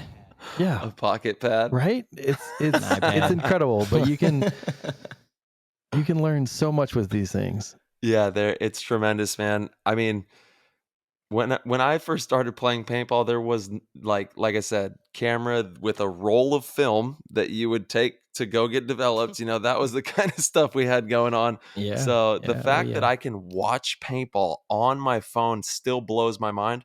Like, I'll be hydrating, getting my nutrition in before a finals match or before like big games, watching games, getting nutrition, eating, and I'm watching. I got this thing in my hand and I'm studying. I used to have to go to the field, sit on the net, the sideline, to watch all these things that I can watch now. And it's just like, it still blows my mind every day. It's a beautiful thing. You're like this super old dad that's just Yeah. amazed at Yeah, your cell I am. phone that they have games other than Snake on there. Right? That Right? was my game, baby. Snake. I Dude, rule. Snake was the business back in the day. If you had Snake on your phone in school, you were the shit. Yeah. It was a very hot commodity. Yeah. I mean, Shout out to the Nokia. Yeah, shout out to the Nokia one time, dude. right? Absolutely. Yeah. But that was one thing I thought about. I was like, if we were still using film, I don't know if I would be doing this. Yeah. Right. Like I love technology and gadgets and stuff. And you know, luckily I've been able to turn photography into something that makes me money. So I can, you know, buy the gadgets for that. But, you know, I have expensive hobbies, sneakers, paintball, you know, photography was, but luckily we turned that into something to, you know, recoup and actually make some money on it. Isn't that the coolest thing ever, to be able to turn a hobby into something that brings you some sort of income? Yes. It's the best. Yes. It's the best. It helps a I lot. encourage everybody to do whatever you can to try to make that happen. It's possible. You can monetize almost anything that you love, right? There's ways to do it. There's ways to turn what you love, your passion, into something that can be lucrative. Absolutely. We're in the era of the side hustle. There's no better time to have a side hustle to, you know, like what if it's streaming on Twitch or making YouTube videos, or even like, you know, photography if you're on the weekends or something like that. There's, you know, this is the best time to take advantage of that. Oh man, become a creator. That is it. Like, even if you like, I don't know, Winnie the Pooh, and you love Winnie the Pooh and you love all the characters, start a YouTube channel about Winnie the Pooh or anything. Like, you can, because there's probably 100,000 other people out there that love Winnie the Pooh, and they're going to watch that. And if you create it and you put on a great broadcast about that passion and do what you love, maybe you won't make as much money in the beginning, but you're doing what you love. You know what I mean? And that's really the most important thing. We gotta really shift the whole culture and the thought frame on the ROI, you know, of what we do, because it really needs to be heart-based. You got to be working from your heart. Otherwise, it's kind of in vain. At the end of it, you might have more money, but are you genuinely happy? You know, I think you would be more happy talking about Winnie the Pooh. So you gotta, you know, have fun with it. Have fun with it. We do still need people to clock in and do the 9 to 5, though. Otherwise, we're not going to have a YouTube to upload those videos to. This is very true. Yeah, there's a beautiful balance in the world. You know, you can do it all. You can have the 9 to 5 and have the YouTube channel and play pro paintball. You can do it all, you know? 100%. Still waiting for young Theo to start his YouTube channel. I know. I was just talking with Verb about it, and we're definitely going to dive in. Theo wants to be like a streamer essentially, or have his YouTube, and he plays The Legend of Zelda Breath of the Wild. He's pretty epic at it, and he wants to teach people how to navigate the Breath of the Wild Zelda world. He loves it. That's tight. I can't wait to watch. Right? You gotta love it. But that's one thing I'm trying to figure out, like, is I want to have a YouTube. I just don't know what to put on there, because all my content is super short form, like, you know, little clips, which is, you know, definitely great for the time we're in. But it would be nice to have those videos just kind of sitting there and collecting views and such over the years. So I don't know if I'm going to have to, you know, teach some stuff. I've live streamed video editing before, and I would do it way more if I didn't have so many darn photos to edit. I love talking to the people, you know, I do enjoy streaming, but it just slows me down so much. So I just got to figure out some way to have a YouTube. I don't know if I put a bunch of videos together or what I'm going to do, but, you know, then any ideas, please direct them my way. If you live stream your photo editing process, that would be sick. I would tune in for sure. I would 100% tune in. I have, and I don't know, it's great. It makes it go by a lot faster, but I just slow down, because I take way too many photos. When I say way too many photos, let's go back to, I think the Florida event, I took more than at Philly. At Philly, I took about 100,000 photos. And oh my gosh. At Florida, I think it's about 105,000 photos. This is like, I don't know, terabyte and a half or something like that. I forget how much. Is just so much data. How do you go through all that? So there's a program called Photo Mechanic, and pretty much every professional sports photographer uses it. And you just load them in there, and then you can hold the arrow key or scroll your mouse wheel, and then you select the photos you want. So for a photo that I like, I'll press 5 on the keyboard, and then I'll give it a 5-star rating. And then if I want to make like a little video out of it, I'll go to the first photo of the sequence and I'll press 3. So I'll know that's the start of the video, and then I'll go get the photos I want after that. And then so at the end, then you can sort out all the photos you don't need, and then you drag them into Lightroom, and that's where you do the actual, color correction and cropping and all that stuff. But pro tip, if you're into sports or just high volume photo shooting, check out Photo Mechanic. You can get like a 30-day free trial, and time is everything, and it saves me so much time. That's awesome. Yeah, there's so many people in our Discord that are really excited to listen to this one. And we would love to have you join the Discord chat. We love to get all of our guests in there, and then they can kind of help you brainstorm as well. If you post a question in there about possible ideas for the YouTube, they would be all over that.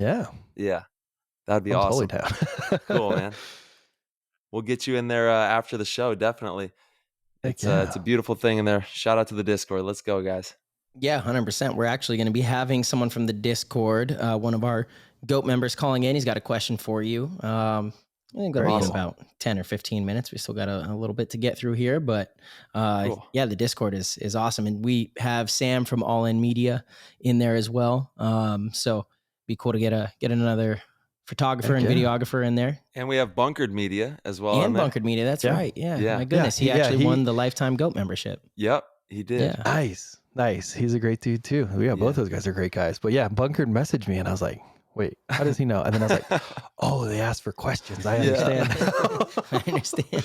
It's one of the cool things. A little bit, it's we want to really make sure that our community is like a part of the show. So we are actually going to start getting into it pretty shortly here, because we have quite a few questions to go over. Heck yeah. Before we do that, how did you get into paintball? How did this all come to fruition? So I know you always ask this question. I was thinking real hard back. So it was 1995 when I started. You're an OG in the game. Yeah, I was 12 years old in 1995. And one of my neighbors played, and he had like a hammer, pump gun or something. Awesome. And so we went to the woods. There's a big wooded area next to his house. So we went out there and we shot it. And I was like, this is so cool. So I went home, and then my dad came over and he shot it too. And then we looked into it and we're like, all right, well, there's a field. So we were in Northern Virginia at the time. So before going to the field, we actually went to a gentleman's house by the name of Jim, and he had this you walked in and you went to the right, and there's a little office set up, and he had all of his paintball wares. You could see some nice OG Sandana tree trunks and stuff like that, just sitting there, in display. And we bought some guns. I bought a Tagmaster with a Armson barrel, the old rifled barrel, and I actually still have it, which is pretty cool. I have that's a relic. my OG gun. I'm kind of a hoarder like that. That's so rad. And Love that. And it still works. But yeah, so my pops went and we bought guns, and we went out to Hogback Mountain Sports, and we played some pump in the woods back in 1995.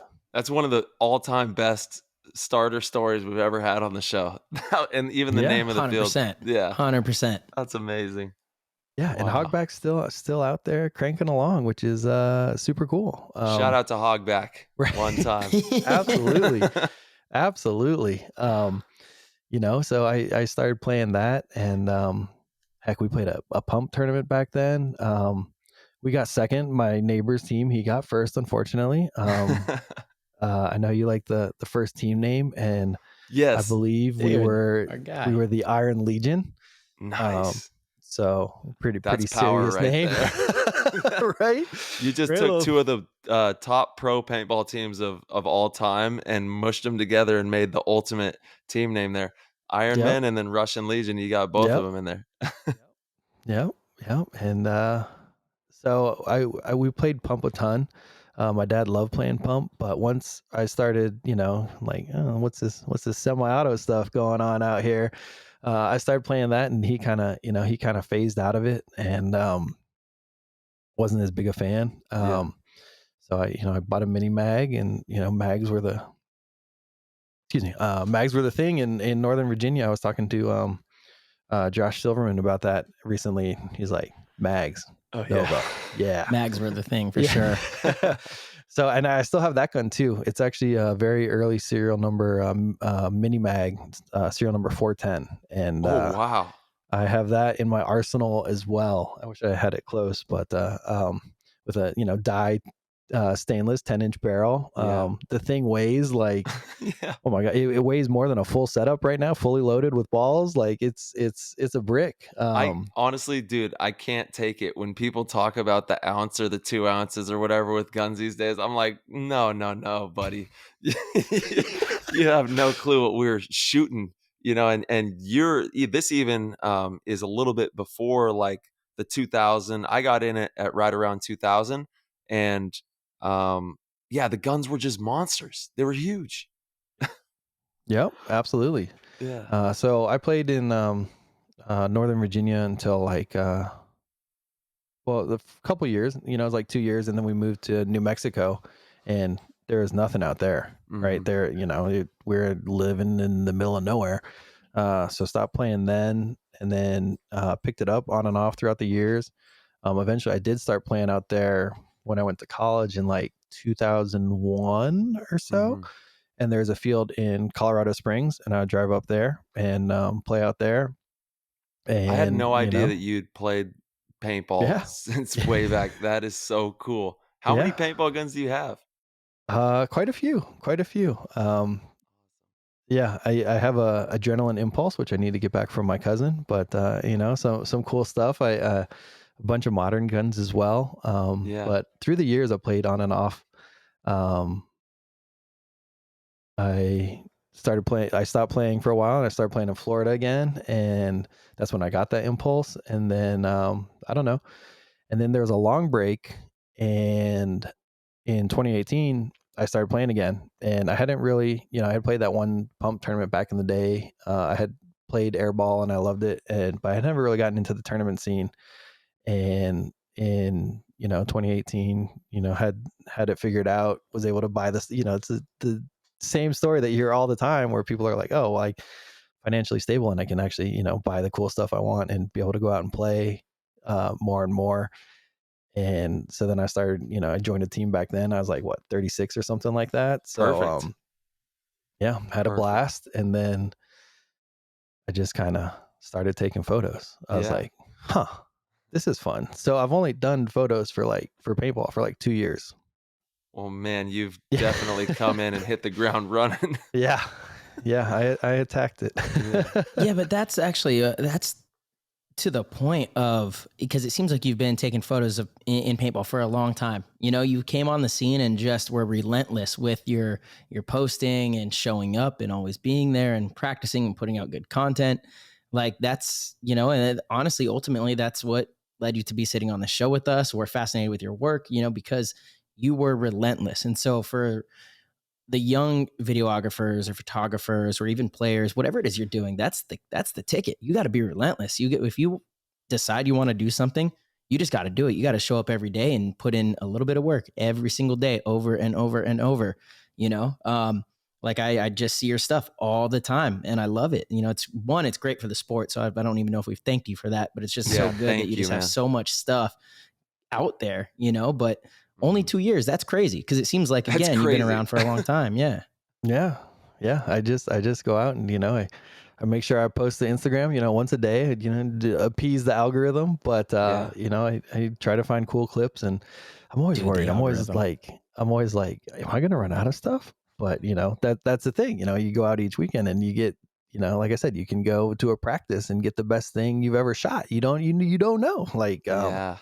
So you just get out there and you do it. That's right. The algorithm is really mad at me right now. Really mad at me. I realized it on my last photo that I posted, because I hadn't really, I post a lot of stories. I haven't been posting that many photos to my feed lately. And I posted a badass photo, and I know what my photos are supposed to get. This did not get it. Yep. Like, Yeah, no, it'll honestly do that. You know, you gotta if you're doing it daily, it you know. Yeah, let's dive into the algorithm, and let's talk about this thing for a second here.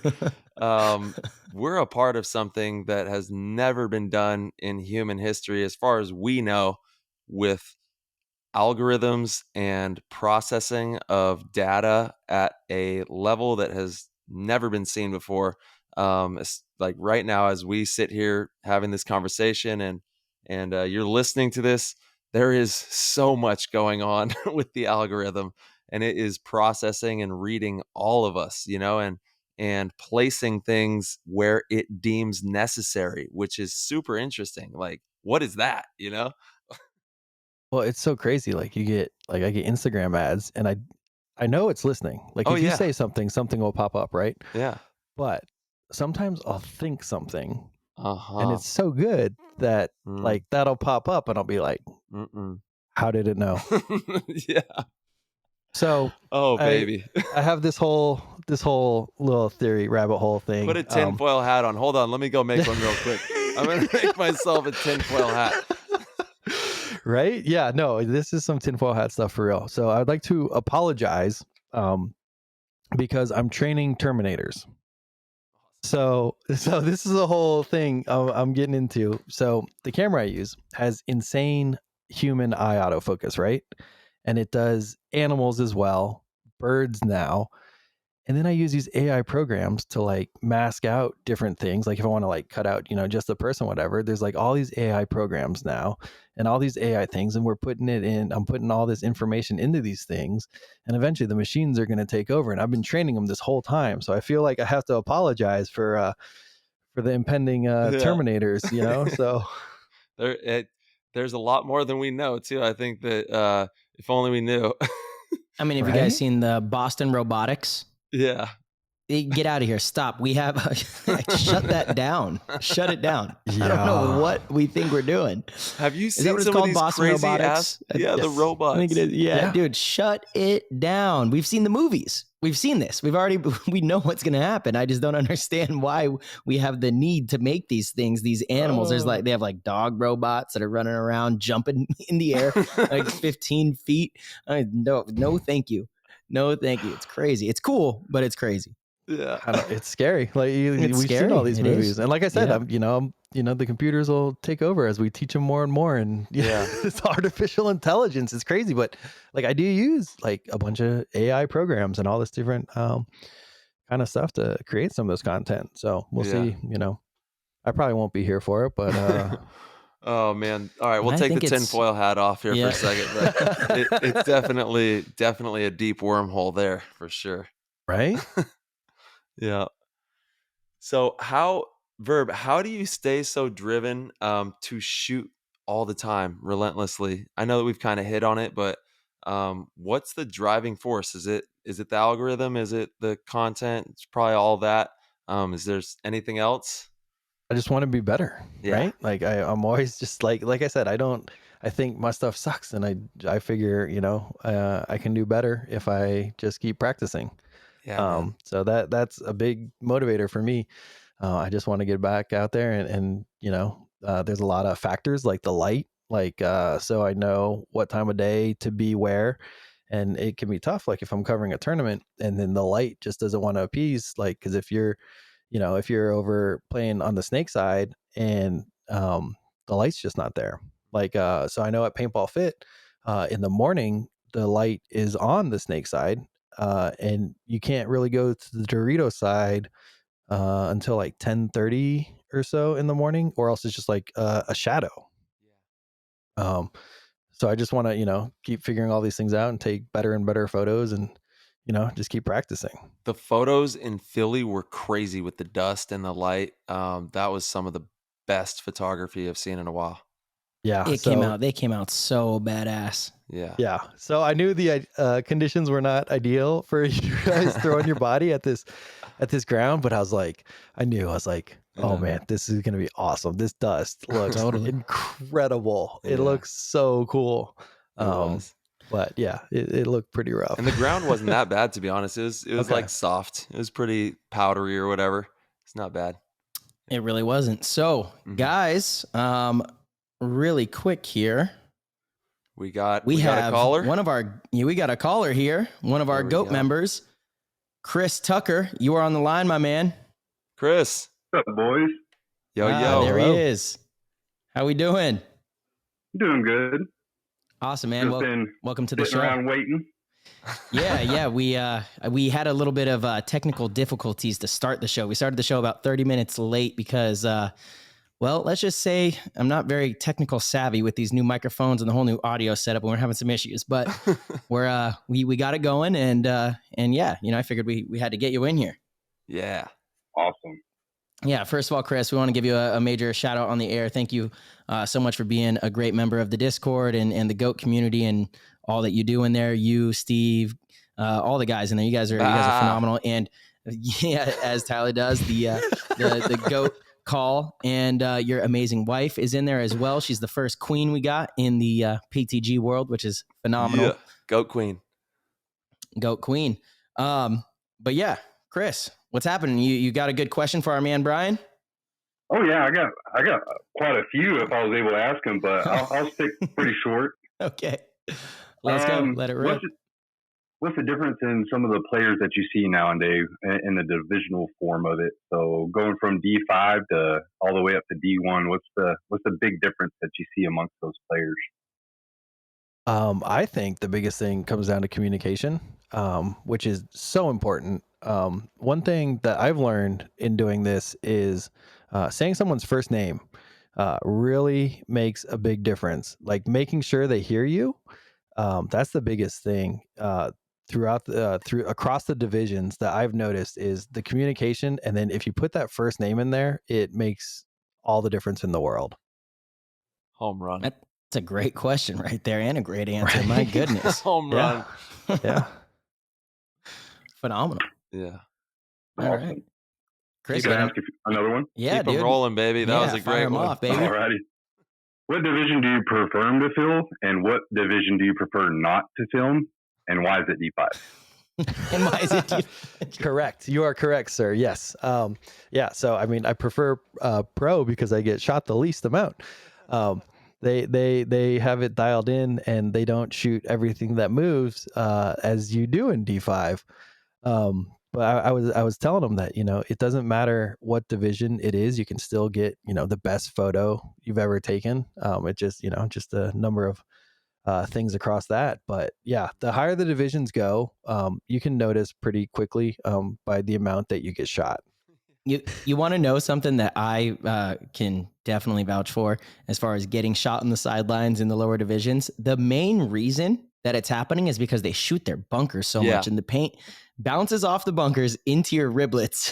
It's the worst. Oh, it's the worst. It is the worst way to get shot. Yeah, me and Marcelo, we wear harnesses at our clinics that we do just for the players shooting the edge of their bunkers into our riblets. We're like, we don't need a harness on, but we wear them just for that. Yeah, like, please stop shooting your bunkers. Right off the edge, whips right in there to us. Mm-hmm. It's a good time. It's fun. It's entertaining for us too. So don't stop it. Actually, we just had a layout, and it was a can in the snake corner, and these guys would come out blasting super early, and oh my gosh, we're just taking the bounces. Me and the refs were just standing there like, oh please, just come out before you start shooting and destroying us over here. It's good times. I love it. Oh, that's awesome. All right, Chris, you got one more for us? Yeah, I actually got one more. I noticed at Fit that they started putting banners up with their photographers, and that you're one of those photographers out there, correct? That has your banner up. Yes. How was that feeling whenever they actually started acknowledging you so much that they did that for you? It was so cool. Yeah. I can't like the first time I walked there, and they had like the full setup. It was for like a XTPL or one of the tournaments there. And I just saw all my photos there, and it was just so cool. I couldn't believe it. And then it was just highlighting like, a lot of the local players there, from pros, divisional players, just, the people that were there all the time. And it was incredible. I was speechless. Like I walked up and I was like, oh my gosh, Yeah. Like you don't really see this anywhere else. This is next level. This is really cool stuff. So yeah, they take great care of us down there, and yeah. It's full circle too, right? And Chris, you're going to hear this when you listen to the whole show. He's been in the game since 95. So the fact that, yeah, that he has, that banner up for his photography is super full circle. And he's a patron of the game and has supported paintball from the grassroots. And we salute you for that, my brother. Thank you. Yeah. Absolutely. Chris, brother, thank you so much, man. Hope you actually came in and brought some great questions. Yeah, by you the did. way. You crushed that, You brought in Chris. some heat. Yeah. Thank you, Chris. Yeah, Yes. great questions. Hey, Chris, before I let you go, bye. Yes, sir. Bye. Yeah. All right, y'all boys, take care. Later, bro. Have a good one. Bye. Later, guys. Chris. Appreciate it, brother. All right. Shout Phenomenal. out to the PTG Discord, dude. It's the best community in the game. It is. That's How awesome. cool is that? I love it, dude. I Uh-huh. love it. 100%. We're going to get better with this too. It'll be a lot more seamless. It's like you said, practice, right? We haven't had enough practice with this new setup, and once we do get this all dialed in, it's game over. It's a monster. It's a monster. Oh, it's so fun. Yeah, So it has fun. been. The technology, that's what we've all been talking about. It's like, Mhm. it's all at our fingertips. We can put on a great show. We can really boost the game like it's never been boosted with the platforms and the technology that we have right now. It's amazing. Oh yeah. Yeah. So, speaking of Discord, when that program came out, I've used different voice programs throughout all the years, from Roger Wilco back in the day to Ventrilo to TeamSpeak, all kinds of different ones. And I went to an event like it's called PAX, and it's a Penny Arcade Exchange or something like that. And there's a big one. There's one in Seattle, one in Boston, one in Australia and such. I can't remember which one I was at, but Discord had just came out, and I had told all my buddies, and we're all using it, and we're all just blown away. We're like, this one is just so much better. And we couldn't figure out how they were making any money. So I, just approached one of the guys there, and I was like, so are you just selling all of our information to the Russians, or what's going on here? And he, he just laughed, and we had a good, laugh about it. But, the Discord is incredible. Oh man. Yeah. So is that how they're getting us? Because I've wondered the same thing. I'm like, how are they doing it? But they do have like paid subscriptions for Discord, Nitro, and things like that. I still don't know how to use all that, but I'm in love with this platform. We got to get you in there boosting it. It's Yeah, literally, I know. that's cool. It's called boosting. Yeah, Right? yeah, it Right? is. I mean, these guys, there's trading card ones. I'm in one for NBA Top Shot. Like, I love NBA Top Shot. I'm in the Discord for that one too. Right? Yeah. I got like 90 cards. I love that stuff. Wow. Yeah. Nice. I know. Yeah. It's my favorite. I'm with you. I want to make my own that are the verbal videos with the, right? Maybe we can collab, because we were talking about that too. Like, we want to find a way to get into that realm. It's everything's going to have an NFT. Just like, we were talking about things move from being known or from being not known to super known. I mean, moving into the future, like, everything will have a non-fungible token asset that's attached to it that you can collect digitally. Like, it's just the way things are going to move, Yeah, I'm all about it. I haven't really gotten into it too much, but I think it's so cool. It is, man. I love it. I'm all about it. Mm-hmm. So I gotta ask, because Chris brought up a cool topic in a way. Who's your favorite pro player to either photograph or take video of? Oh man. Oh, that's tough. So many. Yeah. Well, so I hadn't shot Fedorov before this last event, and I was just blown away by that guy. Yeah. I mean, he is a character. He would start dancing in his bunker, point still going on. And but he would, I don't know. It was just different. And all my stuff with him does really well. So, I mean, I'm kind of biased because, I see the views on there and I'm like, whoa, Yeah. like it blows everything out of the water. I was like, holy cow. But like, he's just a character. He was so funny. Amazing. Yeah. But Yaya's always been a good one too. Like, it's just these personalities, and you get the personality come out in this stuff. I think that's a big thing too. So, dude, the video you captured of him gun wielding after he won after we won the tournament, and he's he's gun wielding on the sidelines is just classic, man. dude, like I haven't seen anything like that. And Yeah. I was just out there laughing so hard, and I'm just trying to hold the button down and keep capturing it. And this guy's, just out there. He's just in his bunker dancing like this, and all of a sudden he gets clapped up, and I'm like, oh, yeah. I think he actually went wide. He stepped out wide, shot the player, got obliterated, but knew that we had won the tournament, at that point. Yep. And then just started doing the shuffle truffle with the double gun wield. And Yep. It was amazing. He is. Yep. He's outstanding. Yeah, he's next level.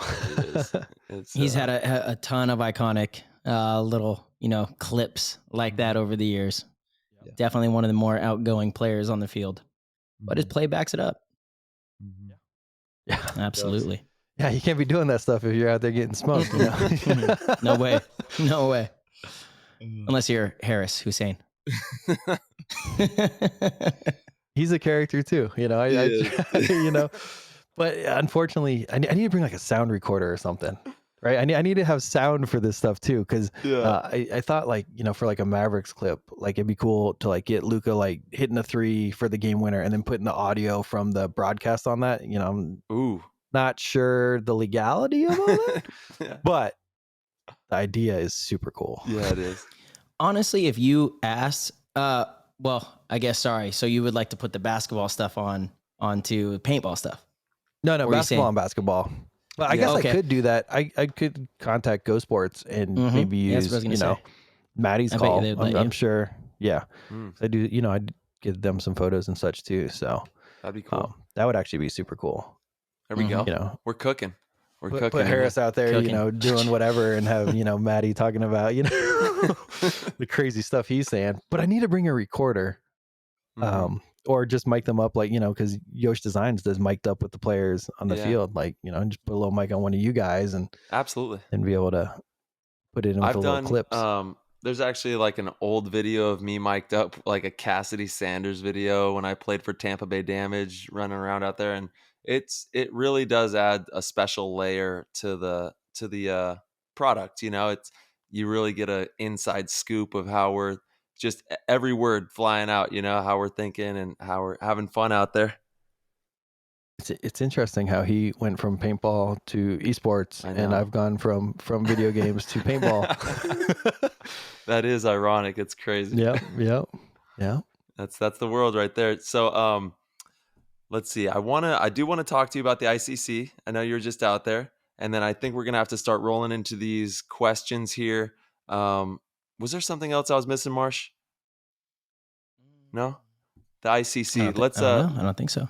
Let's dig into that. Let's talk about that event. That was a fun one to film for you, I'm sure. Holy cow. That event. So, well, let's just talk about shooting in the woods first of all.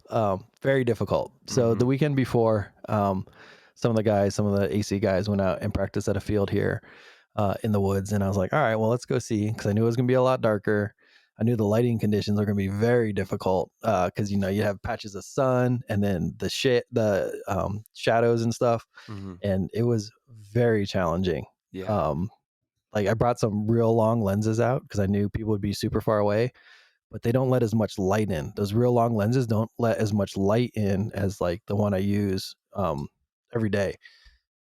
So I was kind of struggling a little bit, and I was like, man, all right, we'll figure this out. And I had just bought a new lens, a very expensive lens, but I don't know if I want to use that for paintball yet. And I was kind of scared going in the woods with that thing. What was the damage on a lens like that? How much do these things go for? So this is a 400, a Sony 400 2.8, and it's like what you see on the sidelines of a football game. Oh yeah, big dog. And we're talking like 12 grand. Yeah, sheesh, that's wild. Yeah, and that I don't know. It would be so dope for paintball, but I'm still so scared. Yeah, like I have the good Sony Pro support and all this stuff, but I'm just like, yeah, it seems scary. let me use it for some other. Let me get it. Make some reserve cash for that thing first before we start bringing it out there. But so yeah, I wanted to go in the woods and try it out before I went out to the ICC. And yeah, it's super difficult. Like there's some, woods ball photographers that are incredible. I know Gary Baum, one of the main paintball photographers, he goes in the woods all the time for scenarios and stuff, and mad respect, because it's way different than just, being out there on the turf or whatever. So I went out and practiced and found out how difficult it was. But then I got to ICC and I was just so excited. It was the coolest thing. Like, it's just legends walking around everywhere. Yeah. And I'm just walking around like, with whoa, my jaw whoa. on the floor, just like, look at all this. I couldn't believe it. It was so much fun. I needed a cart though. Like, I know some of the guys had like golf carts and such, and I needed something because there was a lot of hills and I had to be a lot of places. Oh man. Yeah. But it was unbelievable. Like, that's what I love, because I love the wood. I love the whole tournament aspect, but I just love the woods. That's where I started, and it's so cool. Yeah, I didn't start on an airball field. I started at the slaughterhouse, running around in the woods and like scenario paintball. Like that was what hooked me into paintball. And then I saw the airball and took it from there, and it became a whole nother thing. But that's why I always advise, go and have fun. Go play paintball for the love of the game. Go run around in the woods or in a big, huge field and really enjoy that, because it's a completely different monster if you just start in the fast thing. There's a nostalgic, really slow, fun pace to those big games. And I think it's very valuable to enjoy that as well. That's why we hashtag all love for paintball. Like, we want people playing every aspect of the game, all forms of paintball, and just because they all teach you a little bit different things about the sport, for sure. Yeah. I don't know. What did you think about the ICC, Marcelo? Sorry, excuse me. I thought it was one of the greatest events I've ever been to. I absolutely loved it. It was so much fun. Are you kidding me? I mean, talk about throwing it back to how we started playing the game. I have always loved hyperball fields. I wish we got to play them more. I think that hyperball should be at every single event. Yeah. Playing on the hyperball fields, there's just so much room for creativity. The fields are bigger. That's why I love 7-man, is because the fields were a little bit bigger, so you would see really creative moves happen. There's a lot of space. We were talking about how much I love about basketball, the spacing and a 5-on-5 game, that dynamic. As the field gets bigger in paintball, there's just more opportunity for that. So I really enjoy those big hyperball fields. The woods ball is really fun too. I mean, it's so nostalgic. I don't know that I like it more than hyperball or airball. I do like it. I do enjoy it. But hyperball, it's right there with airball to me. I would love to have that at all the events. I thought it was a good time. It was amazing to see all the old school players out there. All the OGs, the legends, dominating, playing good. Right. And it's just a special event. It's a special event. There's no other way to put it. It's a special event. It really captures the essence of paintball and how we started in the game. So Tim left us with a absolute gem, and Yes, I can only hope that moving forward that continues to be a staple in I look forward to being there every single year. Yeah. Me God too. bless Yeah, him. that was my first one. I know that was your first time out there, and oh my gosh, my that Mounds field though, I kept getting clapped in the lens from the bottom side. I was so bad. I thought I was going to be good on it too. I was more excited to play that field than any other field. Sorry to the listeners that are hearing this for a second time, but I was more excited to play that field than any other field. And I just, nope, not today, buddy. I would be on the high side, and all of a sudden just whack, like my viewfinder would go black, and I'd be like, whoa, what? And I was getting clapped. And like, I got this clip of Todd Martinez. He was playing my buddies. He's playing Greed. And that was so funny. Yeah, Todd comes over the hill to bunker my buddy Thorn, and Todd had just shot me in the lens 30 seconds earlier. Wait, I didn't see those guys out there. That was them? They were out there? They played 5-man. This was Friday. Okay. Yeah, it would have been nice to say hi to them. Yeah, this was Friday. And And yeah, so Todd had shot me in the lens, and I was like, oh, I got to go clean this. And then I was like, let's just stay out here and we're going to shoot. Cause it wasn't like a full, like covering the lens. It had kind of like run off a little bit. So I was like, we'll see if we can get something. And so then I ended up getting Todd coming over and just falling over this hill, and it came out really good. So I was super happy I made that decision to stay out there after getting clapped in the lens.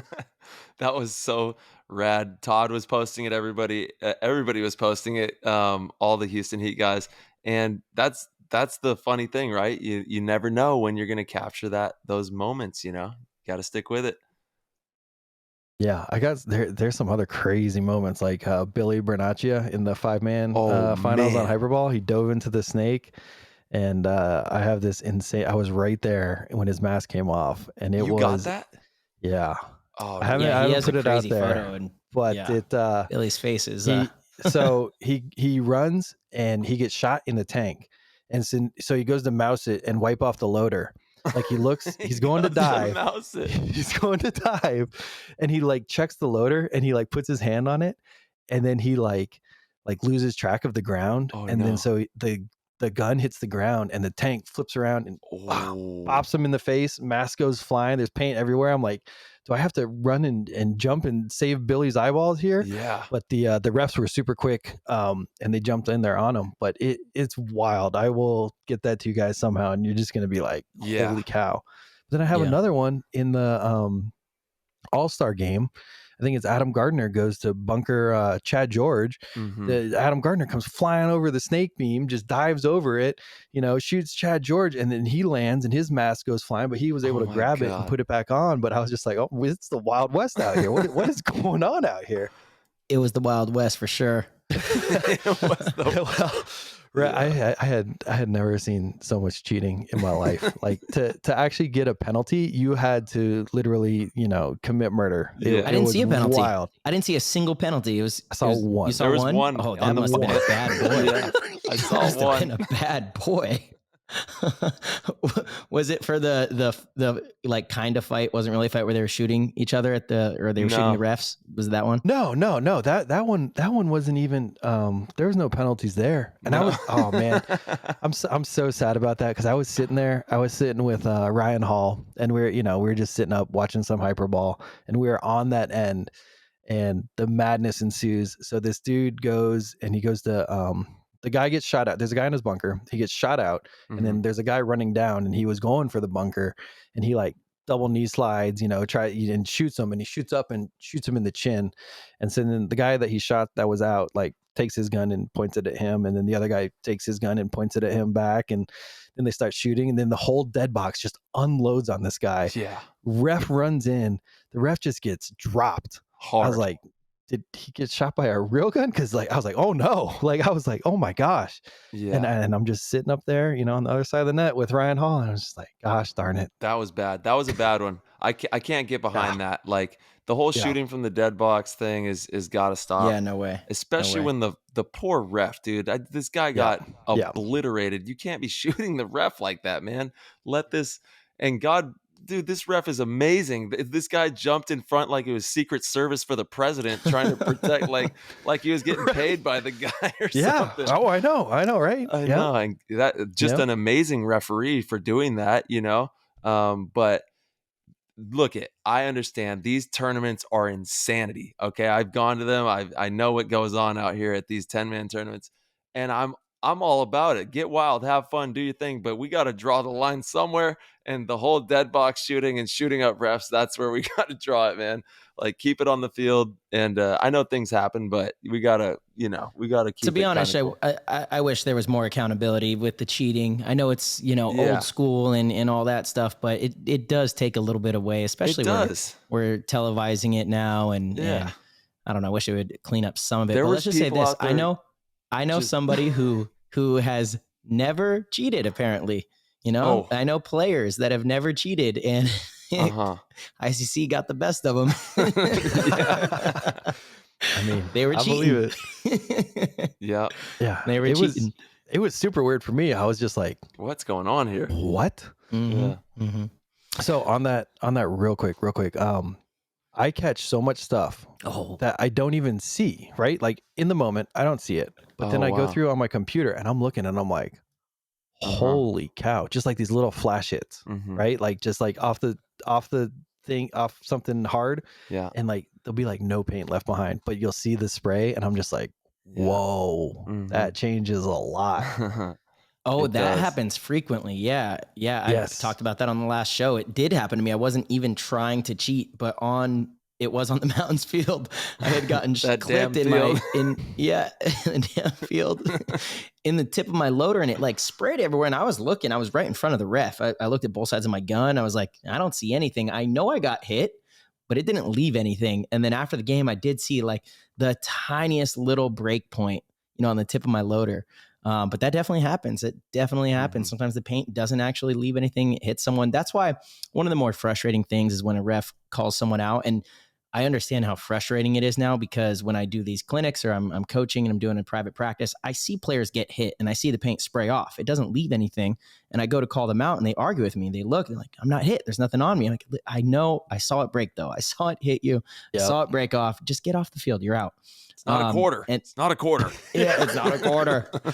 Good thing we did away with that rule. Oh, no. It's not a quarter. I bet that is a rule in ICC, though. Yeah. I bet it is. Yeah, I think it is. Gotta be a quarter. Yeah. But who do you see that the most with? You want to put them on blast? I don't know. I don't have one that sticks out more than the others, It's like, oh, come on. I'll Someone does. You don't have to say their name, but don't say that one doesn't stick out more than the other. No? Okay. Well, I mean, because I shoot, certain teams a lot more that I have deals with. So, yeah, definitely can't rat them out. Yeah. Gotta keep No, the we don't checks rat coming. people out here on PTG. no, We don't do that. no You passed the snitching. test. We were testing you. You passed. All right. Who's your favorite pro athlete of all time? Paintball sports that you've captured. I know you said Fedorov was pretty amazing one to get. But what about like even in the NBA? Who's one of your favorite guys that you're able to capture out there? Well, I mean, he's new and he's great, but Luca here in Dallas is absolutely incredible. He's just on a different level. And so I was never like a huge Mavs fan because I'm a Wizards fan, but when he got here, I was just like totally like all in. I was like, oh my gosh, this is the best thing. So I'm a huge Luca fan, and the stuff he does out there is just unbelievable. Like he doesn't even look like he should be able to do it, and he's just like kind of slow, but not like, I don't. It's just so hard to describe because like he looks slow, but then all of a sudden he'll be like past you, or he'll like just make an insane pass, and you're just like, what the heck? Yeah. He does it all. He truly does it all. Sorry for the YouTubers. It got dark in here, and I just saw this fly buzzing around. I think it's a fly buzzing around my face. Oh man, so sorry. That was distracting. Yeah, but no, Luka does everything. He's like a young LeBron, but a little more poised and can shoot better. Yeah. I love Luka. He's one of my favorite players. What a treat! Right now as well. What a treat that you get to. Yeah. Man, that is amazing. Yeah, and then Dirk. So Dirk is just like one of the nicest people ever. So one of the times I went in, it was like a morning shoot around or whatever, and he was calling everyone doctor, and like he didn't know who I was, but I walked by and he said, "Good morning, doctor," and I was like, what? Dirk just called me doctor? I was like, oh my gosh. Like, but he was, but you hear stories about that guy about all the time about how he's just such a great guy. And I do have a super cool photo of Dirk's last home game in Dallas where he's walking off and he's like waving, and like no one else has it because you can see the Mavs photographer like right next to him. And it's just like, speaking of NFTs, we might need to mint that one up. Yeah, that's mintable right there. Shout out. Dang. That's outstanding. Yeah, you man, you're so fortunate, dude. That is such a cool just space you get to walk around in, and those moments on the NBA courts, that's got to be just spectacular stuff. So, like, this draft is the first draft for the NBA that has had some of the guys that I shot when they're like in high school and stuff. So that felt pretty cool. Like the number 1 pick, Cade Cunningham, he's from here in Arlington, and he had actually left his senior year and went and played for Montverde Academy in Florida. But they came out for a tournament, and I got to shoot some of him for that tournament, and it's just incredible. And I was just like, Yeah. all right, my babies are getting drafted now. It's like They're growing up. Yeah. So it's kind of cool to see some of the first guys that were like high school stars making it to the league. So Love that. Definitely cool. Yeah. All right. Ty, what do you say? Hop into some of these questions from the Discord. Yeah, let's start hitting those. Yeah, I'm looking. We got a ton right now. I know. They went crazy for this one. They went ham. I know. Which is an amazing thing. Thank you everybody for bringing in all these questions. It's all for you guys. You know, the show is for the community and for the culture, and that's why we're here, sitting here. All right, I'm going to start out with Mother Tucker. By the way, this is Chris's wife. We just had Chris on the air. Shout out to both of them. They're just amazing supporters. I know they were out working with you over the weekend, which is awesome. One of her questions is, what's the best advice you can give to a new photographer in paintball? Just keep shooting. You knew that was coming, but I mean, just get out there and shoot as much as possible. You can get caught up in the gear and all that stuff, but if you could give me a pretty basic camera, and I bet you I could use the knowledge I have and get something cool. And that's just doing it again and again and again. Just practice, shoot as much as you can. And that goes for, with photography, for anything, just get out there and shoot as much as you can. Absolutely. Yeah. Practice, like we've been preaching. Gotta practice. All right. We have Steve, SoCal Blaze. He was wondering, some divisional teams are kind of strapped for cash leading into events. Because of this, they forget to do, the pick, all the pictures and film because they don't have the cash. But have you ever thought about taking pictures of videos of all the games on a field, then offering the pics after to teams, and don't edit them or do anything until they say they want it or something like that? That just ends up being too much. Yeah. Because like I said, I already take, me personally, a terabyte. I take, right. I have so many photos. And I was trying to figure that out for like something like ICC, even where there is so much walking. Like there's, for going from field to field and trying to manage schedules, like I can do, if I do a pro event, I can, I could essentially shoot every match if I wanted to. And so that'd be the same thing for the field. But it's just so hard. Even just shooting it, like I get so tired, like even just being out there, I need to go sit down sometimes, and I'm out there for super long periods of time with my mask on my face. Dude, after these events, my eyes are just like destroyed because of all the sweat. Yeah. So it's just not. Oh, it's brutal, possible, really. Yeah. And dude, you guys and the refs are the MVPs. Yeah, exactly. Right. You guys are out there every all moment. Day. Yeah. Yep. That's heavy. Yep. And I do give the refs a hard time because at least I'm like, well, at least they, get a decent amount of pay. But no, I love those guys. Like you got to be buddies with the refs because, right. I'm out in the trenches with them. So, that's it. You guys are take care of them too. Yeah. You guys are all getting pelted up together out there. But that's one thing. Like I wish, I wish I could take pictures for everybody. I haven't figured out how to clone myself yet, but it's coming. But that's something, I get that that's a big thing. But I know that it's still paintball and there's still dollars from somewhere. And these guys always figure out when a new gun comes out or something like that. They always seem to find a way to get it. So they can find 20, 30 they can afford to hire you. Yep. Yeah. 100%. I agree. It's a lot of work to be out on that field, and your time is valuable, Yeah, that's a legitimate thing right there. All right. He's got range. He's got quite a few questions, actually. He is another, gear nerd, and is that even appropriate to say? Absolutely. His term, but he's very excited to ask you about some of this stuff. He's wondering if you use any kind of stabilizer, like a gimbal, Steadicam, etc. If so, what's your favorite to use? No. So I think if you shoot video, you should definitely use something like that. I don't. And even though I do kind of shoot video, I mean, I look at some stuff sometimes and I'm like, this should be stabilized. um, and I just like the mobility of having, none of that stuff. So but I think if you're shooting video, you need a tripod for sure. Yeah. He was Totally. actually. Now, Go ahead, Marsh. yeah, I was going to say 4K or 1080 for YouTube. Oh man, that's tough. I don't know. Because I don't do as much actual video.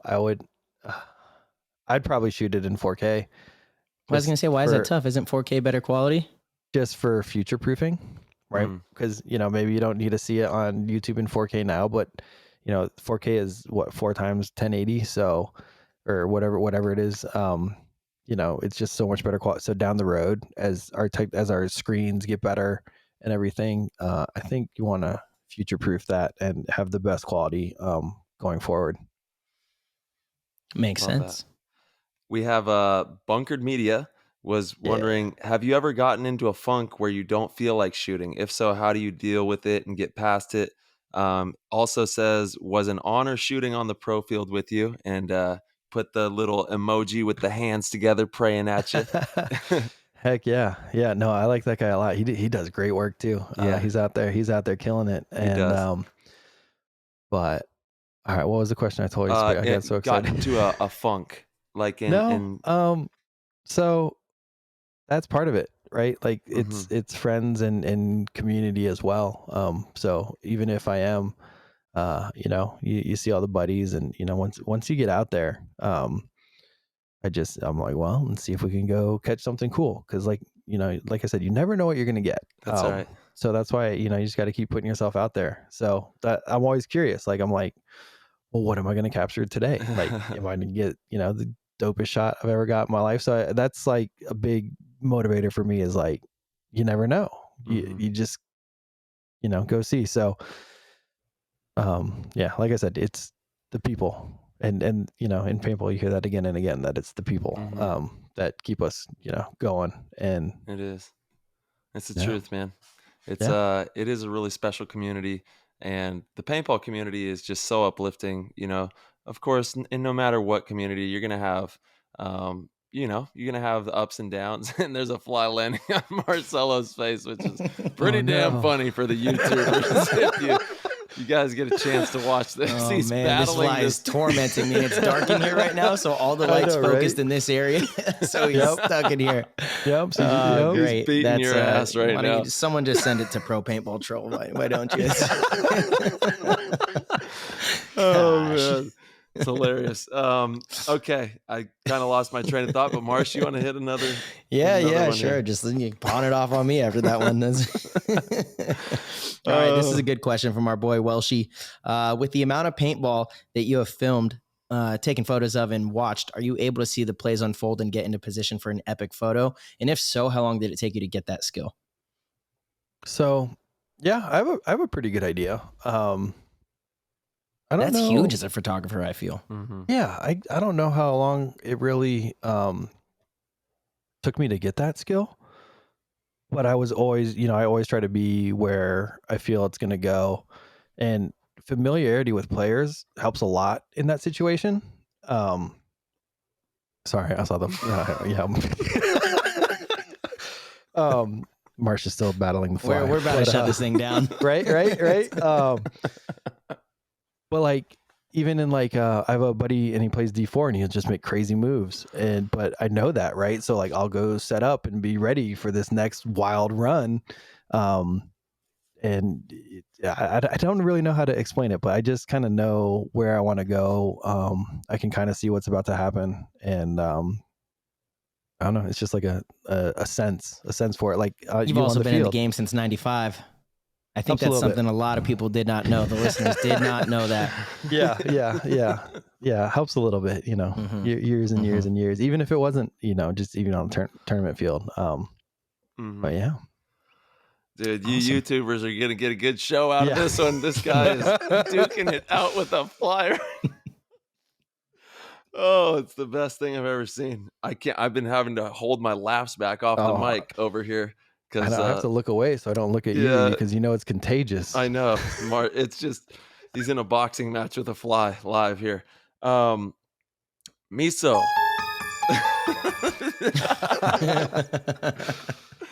That damn fly. What are we gonna call him? Yeah. Miso is wondering, what is your definition of a great paintball picture or video? What is your favorite photo or video you're most proud of? And then he does have one more question that I'll attach after you answer those two. Okay, so this is so when you look at paintball photos, it's a sport. So you just look at it. What makes a good sports photo makes a good paintball photo.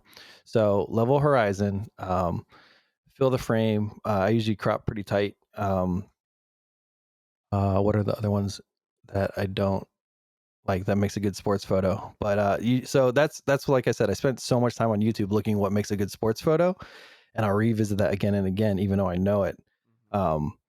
And I'm trying to think if I have any of that. I'm like, oh yeah, this is super cool. But I just like, all your stuff is super cool, bro. Well, thank you. You. But I like I've been learning to love the funny stuff because it it's something different. Wild, crazy stuff that you don't get all the time. Mm-hmm. And then he was wondering if you have a favorite player or team that you like to shoot. We kind of already went over that a little bit. But yeah, is there a particular team that you like to shoot, like the whole squad? Not like, none that stand out. Like I just like, I like to shoot, all of them kind of. That's the thing. And I do have a thing about that. Like if you think like a Mavs photographer will only work for one team, like I'm out there covering like many teams, so it's something different. Mm-hmm. But yeah. All right, Flymaster. Yeah. Let's see. I don't know. I think that oh, I had one up here actually. Yes. I don't know if it might be the Billy one, but we'll see. From Pisgah Range again, what is the gnarliest play you've captured on film? I think it's that one. Yeah.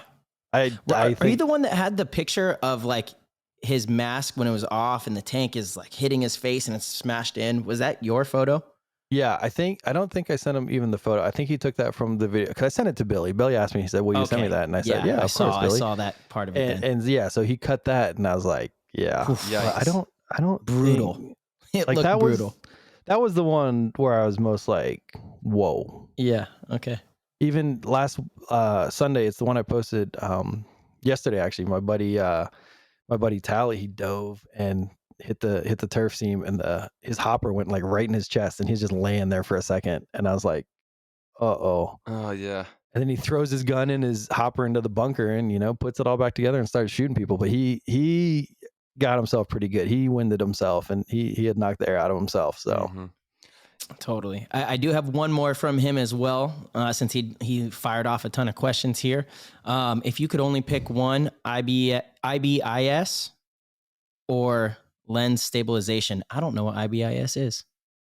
IBIS, it's in-body stabilization for the camera.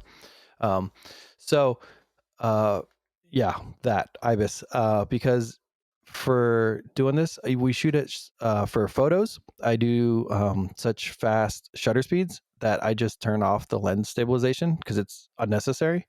I see. Yeah, so it makes the autofocus a little faster. But for video, I know you'll want that. I know Canon has the IBIS and the lens stabilization for like 8 stops of stabilization, which is pretty insane. That's total photo stuff. But yeah. Yeah, so if you're just doing photos, you don't need the lens stabilization really. He's back. Stop it. This is a disaster. This is my life though. Like this happens to me all the time. Like because I'll have all the lights off and then I'll have my computer on and then like the bugs coming. I'll I don't know how this guy got in here. It's because all the lights are off in here. This is the one corner he could come and torment me. Yep. Yeah, he knows. And we were doing a good job until I just see Tyler smirking the whole time through what you're talking about. I'm like, dude, he's making me laugh. I'm the worst. I can't look at that. Like I will absolutely die. Oh man, it's hilarious, dude. It's like a boxing match I'm watching. So we're at ICC and on Saturday night we end up at a karaoke bar for dinner. Attaboy. And like we just wanted food and this dude is singing and he's singing, oh, what was he singing? I can't even remember. And it was so bad. And I was facing him and all my buddies were this way and I was like directly at him. and I was crying, laughing. I couldn't hold it together. And this guy kept looking at me and I'm like, oh my God. I kept looking at all my buddies and I was just losing it. Yeah. And I felt so bad because I was laughing in this man's face as he, was just giving it his all at karaoke. Yep. Hey, sometimes it's pretty funny. Karaoke night can be great. So we have Jolo. What does your gear bag look like, and what is your usual setup that you run with?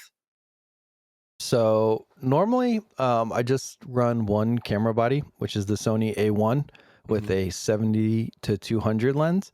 And then if I carry another one, I'll carry like a second body, which would be an A9 II. And I'll put like a 24 to 70 or like a 35 or something wide angle to get more stuff like that.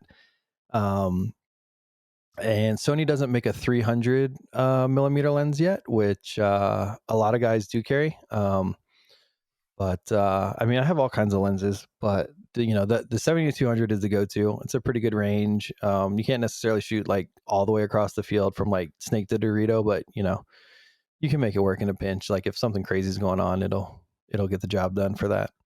There we go. Love that.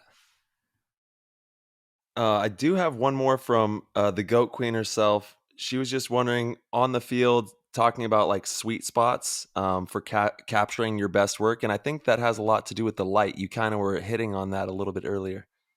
Yep. Follow the light. Yeah. Yeah, that's what it comes down to. That's what photography is. We're just chasing the light. Mm-hmm. I love it. So am I, man. Yeah. Interesting. Yeah. Right. Yeah.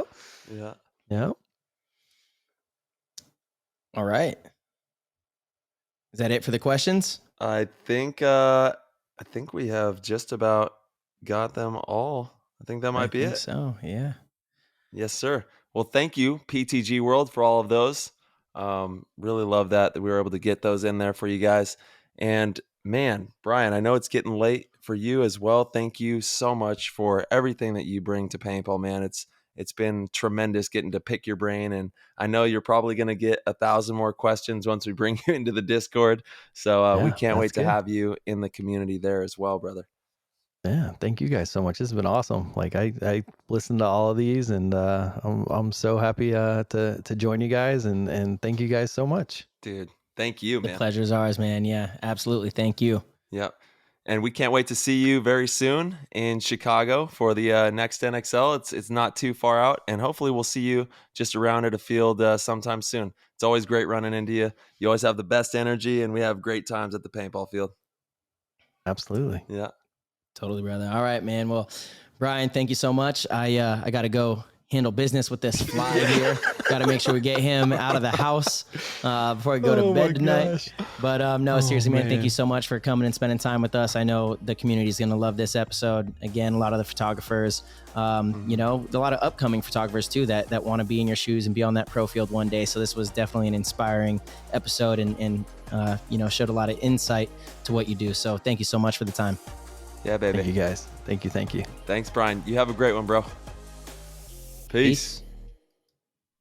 All right, PTG fam. Thank you guys once again for tuning in to another episode. We are almost at 100, and you guys have been on this journey with us this entire time, so we cannot thank you enough. If you guys would like to support the show, you can head over to ptgpaintball.com, click the Patreon link. You will see a bunch of different tiers and see a bunch of amazing opportunities to hop in the Discord and join the community. We would greatly appreciate it. We are, using everything that you guys bring to us to give back to the show. As you guys can see, we are working with some new audio equipment, new podcaster platform with all sorts of cool sound effects and things like that. And it's a huge thank you to all of you. So once again, PTG fam, thank you guys for tuning in from the bottom of our hearts. We are so appreciative of you guys and the great community we are building, and we hope to see you guys very soon.